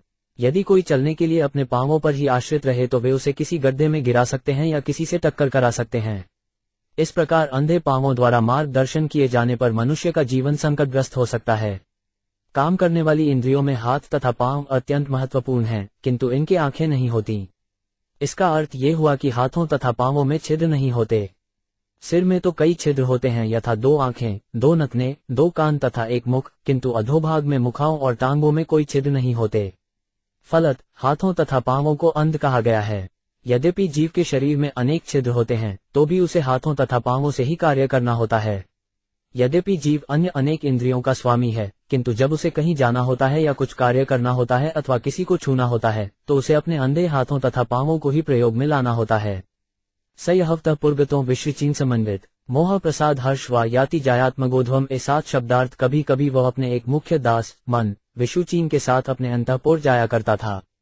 उस समय उसकी पत्नी तथा पुत्रों से मोह, संतोष तथा हर्ष उत्पन्न होते थे। तात्पर्य, वैदिक मत के अनुसार आत्मा तो हृदय के भीतर स्थित है। जैसा कि वैदिक भाषा में कहा गया है, हृदयात्मा प्रतिचित, आत्मा तो अपने अंतःकरण में है। किंतु भौतिक अवस्था में आत्मा भौतिक गुणों सतो, रजो तथा तमो गुणों से ढका रहता है और हृदय के भीतर ये तीनों गुण क्रिया करते हैं। उदाहरणार्थ, सतो गुण में रहने पर प्रसन्नता का अनुभव होता है। रजोगुण होने पर भौतिक सुख के कारण संतोष मिलता है और तमोगुण के कारण मोह उत्पन्न होता है। ये सारे कार्य मन के हैं और ये सोचने, अनुभव करने तथा इच्छा के द्वारा क्रियाशील होते हैं। जब जीव अपनी पत्नी, संतान तथा घर से घिरा होता है तो वह मानसिक धरातल पर कार्य करता है। कभी वह प्रसन्न रहता है तो कभी संतुष्ट, कभी असंतुष्ट रहता है तो कभी मोहग्रस्त हो जाता है। समाज, मित्रता तथा प्रेम से मोहग्रस्त होकर जीव सोचता है कि उसके तथाकथित समाज, मित्रता तथा प्रेम, राष्ट्रीयता, जाति इत्यादि उसे संरक्षण प्रदान करेंगे। उसे ये पता ही नहीं रहता कि मृत्यु के पश्चात वह प्रबल प्रकृति के हाथों में फेंक दिया जाएगा, जो उसे वर्तमान कार्य के अनुसार विशेष प्रकार का शरीर प्रदान करेगी। हो सकता है कि यह शरीर मनुष्य का न भी हो। इस प्रकार समाज, स्त्री तथा मित्रता के मध्य जीव के सुरक्षित बने रहने का विचार मात्र मोह ही है। विभिन्न भौतिक शरीरों में बद्ध सभी देहधारी जीव वर्तमान भौतिक सुख के कार्यों द्वारा मोहग्रस्त रहते हैं। वे अपना मुख्य कार्य, जो भगवान के धाम को वापस जाने का है, भूल जाते हैं। ऐसे प्रत्येक व्यक्ति को, जो कृष्ण भावना भावित नहीं है, मोहग्रस्त समझना चाहिए। भौतिक वस्तुओं से उसे जो तथाकथित हर्ष तथा संतोष प्राप्त होता है, उसे भी मोह ही समझना चाहिए। वास्तव में मनुष्य को समाज, मित्रता, प्रेम या अन्य कोई माया के आक्रमण से नहीं बचा सकता, जो जन्म, मृत्यु, बुढ़ापा तथा रोग के रूप में होता रहता है। इस मोहावस्था से एक भी जीव को निकाल पाना कठिन है। अतः भगवान श्री कृष्ण भगवद गीता 7.14 में कहते हैं, दैर्वी होशा गुणी गय गाया दुरतया मामेव ये प्रपद्यन्ते मायामित्रा तरंती ते। यह मेरी दैर्वी माया 3 गुणों से युक्त है और इसे जीत पाना कठिन है, किंतु जो मेरी शरण ग्रहण कर चुके हैं वे इसे सरलता से पार कर सकते हैं। अतः जब तक मनुष्य श्री कृष्ण के चरण कमलों की शरण ग्रहण नहीं करता, तब तक वह प्रकृति के 3 गुणों के बंधन से निकल नहीं पाता। एवं कर्मसु संसक्तः कामात्मा वश्चितो 5 बुध महिषी यद्यदि हेत ततदेवान्वर्तत 56 शब्दार्थ। इस प्रकार विभिन्न प्रकार के मानसिक ओहापोह तथा सकौम कर्मों में फैंसा रहकर राजा पुरजन पूर्ण रूप से भौतिक बुद्धि के वश में हो गया और ठगा गया। वो दरअसल ही अपनी रानी की समस्त इच्छाओं को पूरा किया करता था। तात्पर्य, जब वह इतना मोहग्रस्त हो जाता है कि वह अपनी पत्नी या भौतिक बुद्धि के वशीभूत हो जाता है, तो उसे अपनी तथाकथित पत्नी की बुद्धि की तुष्टि करनी पड़ती है और उसी के आदेशानुसार कार्य करना होता है। विभिन्न शास्त्रों का उपदेश है कि भौतिक सुविधा के लिए मनुष्य को चाहिए कि आभूषण प्रदान करके तथा उसके समस्त आदेशों का पालन करते हुए अपनी पत्नी को सदैव प्रसन्न रखे। इस प्रकार पारिवारिक जीवन में किसी तरह की परेशानी न होगी। अतः अपने सामाजिक हित के लिए मनुष्य को चाहिए कि अपनी पत्नी को प्रसन्न रखे। इस प्रकार जब वह अपनी पत्नी का दास हो जाता है तो उसे पत्नी के इच्छानुसार कार्य करना होता है। इस प्रकार वो अधिकाधिक फंसता जाता है। बंगाल में कहावत है कि जो अपनी पत्नी का आज्ञाकारी दास बन जाता है वह अपनी ख्याति खो देता है। किंतु कठिनाई तो यह है कि जब तक पत्नी का दास न बना जाए तब तक पारिवारिक जीवन अस्त व्यस्त रहता है। पाश्चात्य देशों में इसी उपद्रव के कारण तलाक व विवाह विच्छेद का कानून जन्म लेता है और भारत जैसे पूर्वी देशों में संबंध विच्छेद चालू है। अब भारत में तलाक का नया कानून चालू हो जाने से इस उपद्रव को पुष्टि हो जाती है। अंत करण के भीतर मन कार्य करता है, सोचता है, अनुभव करता है और इच्छा करता है, और अपनी पत्नी के वश में होने का अर्थ है भौतिक बुद्धि के वश में होना। इस प्रकार मनुष्य अपनी पत्नी से संतान उत्पन्न करता है और मानसिक आडंबर के वश में आकर अनेक प्रकार के कार्यों में फंस जाता है। क्वचित पिबंत्या पिबती मदिरा मद्विन अश्नन्त्या क्वचिदश्नाति जक्षत्या सह जशक्लिति 57 क्वचिगायति गायतन्त्या रुदया रुदति क्वचिदसन्त्या हसति जल्पन्त्याम्नु जल्पति 58 क्वचिधावति धावत्या तिष्ठन्त्याम्नु तिष्ठति अनुशेते शयानायां नवास्ते क्वचिदासतीं 59 क्वचित् शृणोति शृण्वन्त्या पश्यन्त्याम्नु पश्यति क्वचिज्जिनशति जिप्नन्त्या स्पृशन्त्या स्पृशन्ति क्वचित् 60 क्वचित् शोचति जायामनु शोचति दींगतु अनुहृष्यति हृष्यन्त्या मुद्रितिमनु मोदते 69 शब्दार्थ। जब रानी मद्यपान करती तो राजा पुरक्षण भी मदिरा पीने में व्यस्त रहता। जब रानी भोजन करती तो वह भी उसके साथ साथ खाता, जब वह चबाती तो वह भी साथ साथ चबाता, जब रानी गाती तो राजा भी गाता। इसी प्रकार जब रानी रोती तो वह रोता, और जब रानी हंसती तो वह भी हंसता। जब रानी अनाप शनाप बोलती तो वह भी उसी तरह बोलता करता, और जब रानी चलती तो वह उसके पीछे हो लेता। जब रानी शयांत भाव से खड़ी होती तो वह भी खड़ा रहता, और जब रानी बिस्तर में लेट जाती तो वह भी लेट जाता। जब रानी बैठती तो वह भी बैठ जाता, और जब रानी कुछ सुनती तो वह भी वही सुनता। जब रानी कोई वस्तु देखती तो वह भी उसी को देखता, और जब रानी कुछ सूंघती तो राजा भी उसी को सूंघने लगता। जब रानी कुछ छूती तो राजा भी उसे छूता था, और जब उसकी प्रिया रानी शोकमग्न होती तो बेचारा राजा भी शोक में उसका साथ देता। इसी तरह रानी को जब सुख मिलता उसका भोग राजा भी करता, और जब रानी संतुष्ट हो जाती तो राजा भी तुष्टि का अनुभव करता। तात्पर्य, मन ही वो स्थान है जहाँ आत्मा स्थित है और मन बुद्धि के द्वारा संचालित होता है। जीवात्मा हृदय के भीतर स्थित होने से बुद्धि का अनुसरण करता है। बुद्धि को यहाँ पर रानी के रूप में चित्रित किया गया है और मन के वश में होकर आत्मा भौतिक बुद्धि का उसी तरह अनुसरण करता है जिस प्रकार राजा अपनी पत्नी का कर रहा था। निष्कर्ष यह निकला कि बुद्धि ही जीव के बंधन का कारण है। बात यह है कि इस जाल से निकलने के लिए मनुष्य को आध्यात्मिक बुद्धि का सहारा लेना पड़ता है। महाराज अम्बरीश के जीवन में हम ये देखते हैं कि उन्होंने अपना मन पहले श्री कृष्ण के चरण कमलों में लगाया, जिससे उनकी बुद्धि विमल हो गई। महाराज अम्बरीश ने अपनी अन्य इंद्रियों को भी भगवान की सेवा में लगाए रखा। वे अपने नेत्रों का प्रयोग मंदिर में फूलों से सुंदर रीति से सजे विग्रह को देखने में करते थे, अपनी घ्राण शक्ति को फूलों की सुगंध सूंघने में और अपने पांवों को मंदिर तक जाने में प्रयुक्त करते थे। उनके हाथ मंदिरों की सफाई करने में लगे रहते और उनके कान श्री कृष्ण का गुणानुवाद सुनते थे। उनकी जीभ दो कार्य करती, एक तो श्री कृष्ण का गुणगान और दूसरे श्री विग्रह पर चढ़ा प्रसाद चखने में। भौतिकताग्रस्त व्यक्ति जो पूरी तरह बुद्धि के वश में है, ये सारे कार्य नहीं कर सकते। इस प्रकार वे जाने या अनजाने भौतिक बुद्धि के आदेशों के वश में हो जाते हैं। इस तथ्य को अगले श्लोक में सार रूप में दिया गया है। विप्लब्धो महिष्यैव सर्व प्रकृति वश्चित नेच्छन्नुक्रोत्यज्ञ क्लैब्या क्रीडाम्बो यथा 62 शब्दार्थ। इस प्रकार राजा पूर्णन अपनी सुंदर पत्नी के द्वारा बंधुई बना हुआ था और ठगा जा रहा था। वास्तव में वो संसार में अपने संपूर्ण अस्तित्व में ठगा जा रहा था। बेचारा वो मूर्ख राजा अपनी इच्छा के विरुद्ध अपनी पत्नी के वश में उसी प्रकार रहता जिस प्रकार कोई पालतू जानवर अपने स्वामी की इच्छानुसार नाचता रहता है। तात्पर्य: इस श्लोक में विप्लब्ध शब्द अत्यंत महत्वपूर्ण है। वी अर्थात विशेष रूप से और प्रलब्ध अर्थात प्राप्त। राजा ने अपनी इच्छा पूर्ति के लिए रानी को प्राप्त किया और इस प्रकार वह सारे भौतिक संसार द्वारा ठगा गया। यद्यपि वह ऐसा करना नहीं चाहता था, किंतु बुद्धि के वश में रहकर वह पालतू जानवर का सा आचरण कर रहा था। जिस प्रकार पालतू बंदर अपने स्वामी के इच्छानुसार नाचता है, उसी प्रकार राजा पुण्यन अपनी रानी के इशारों पर नाच रहा था। श्रीमद्भागवत 5.5.2 में कहा गया है, महत्सेवा द्वार माहुर्युक्ते, यदि कोई किसी संत पुरुष या भक्त की संगति करता है तो उसका मोक्ष मार्ग स्पष्ट हो जाता है। किंतु यदि वो स्त्री का या किसी ऐसे व्यक्ति का साथ करता है जो स्त्री पर अत्यंत आसक्त रहता हो तो उसके बंधन का मार्ग प्रशस्त होता है। कुल मिलाकर मनुष्य को आध्यात्मिक उन्नति के लिए स्त्री की संगति छोड़ देनी चाहिए। संन्यास आश्रम का यही तात्पर्य है। संन्यास लेने के पूर्व मनुष्य को अवैध स्त्री प्रसंग से बचने का अभ्यास करना होता है। विषयी जीवन, चाहे वह जैद हो या अवैध, एक सा होता है, किंतु अवैध स्त्री के प्रसंग से मनुष्य अधिकाधिक बंधता जाता है। अपने विषयी जीवन को नियमित करने से संभावना रहती है कि उसे अंततः काम वासना या अख्त्री संग से मुक्ति मिल जाए। यदि ऐसा हो सके तो आध्यात्मिक जीवन में आगे बढ़ना आसान हो जाता है। नारद मुनि ने इस अध्याय में बतलाया है कि मनुष्य किस प्रकार अपनी प्रियतमा पत्नी की संगति से मोहित होता है। अपनी पत्नी के प्रति आकर्षण का अर्थ है भौतिक गुणों के प्रति आकर्षण। जो तमोगुण के भौतिक गुण से आकृष्ट होता है वह जीवन की अधोगति में रहता है, और जो सतोगुण से आकृष्ट होता है वह उत्तम स्थिति में रहता है। कभी कभी ये देखा जाता है कि जब मनुष्य सतोगुण पद पर आसीन होता है तो वह ज्ञान के अनुशीलन के प्रति आकृष्ट होता है। वास्तव में ये स्थिति श्रेष्ठ है, क्योंकि ज्ञान के कारण भक्ति अपनाने में वरीयता आती है। जब तक मनुष्य ज्ञान के पद अर्थात ब्रह्मभूत अवस्था को प्राप्त नहीं होता, वो भक्ति में आगे प्रगति नहीं कर सकता। भगवान श्री कृष्ण ने भगवद गीता 18.54 में कहा है, ब्रह्मभूत प्रसन्नात्या न शौचति न कांक्षति सम सर्वेषु धूतेषु मद्भक्तिन लथते पराम। जो इस प्रकार आध्यात्मिक रूप से स्थित होता है उसे तुरंत ही परब्रह्म का साक्षात्कार होता है और वह पूर्ण रूप से प्रसन्न हो जाता है।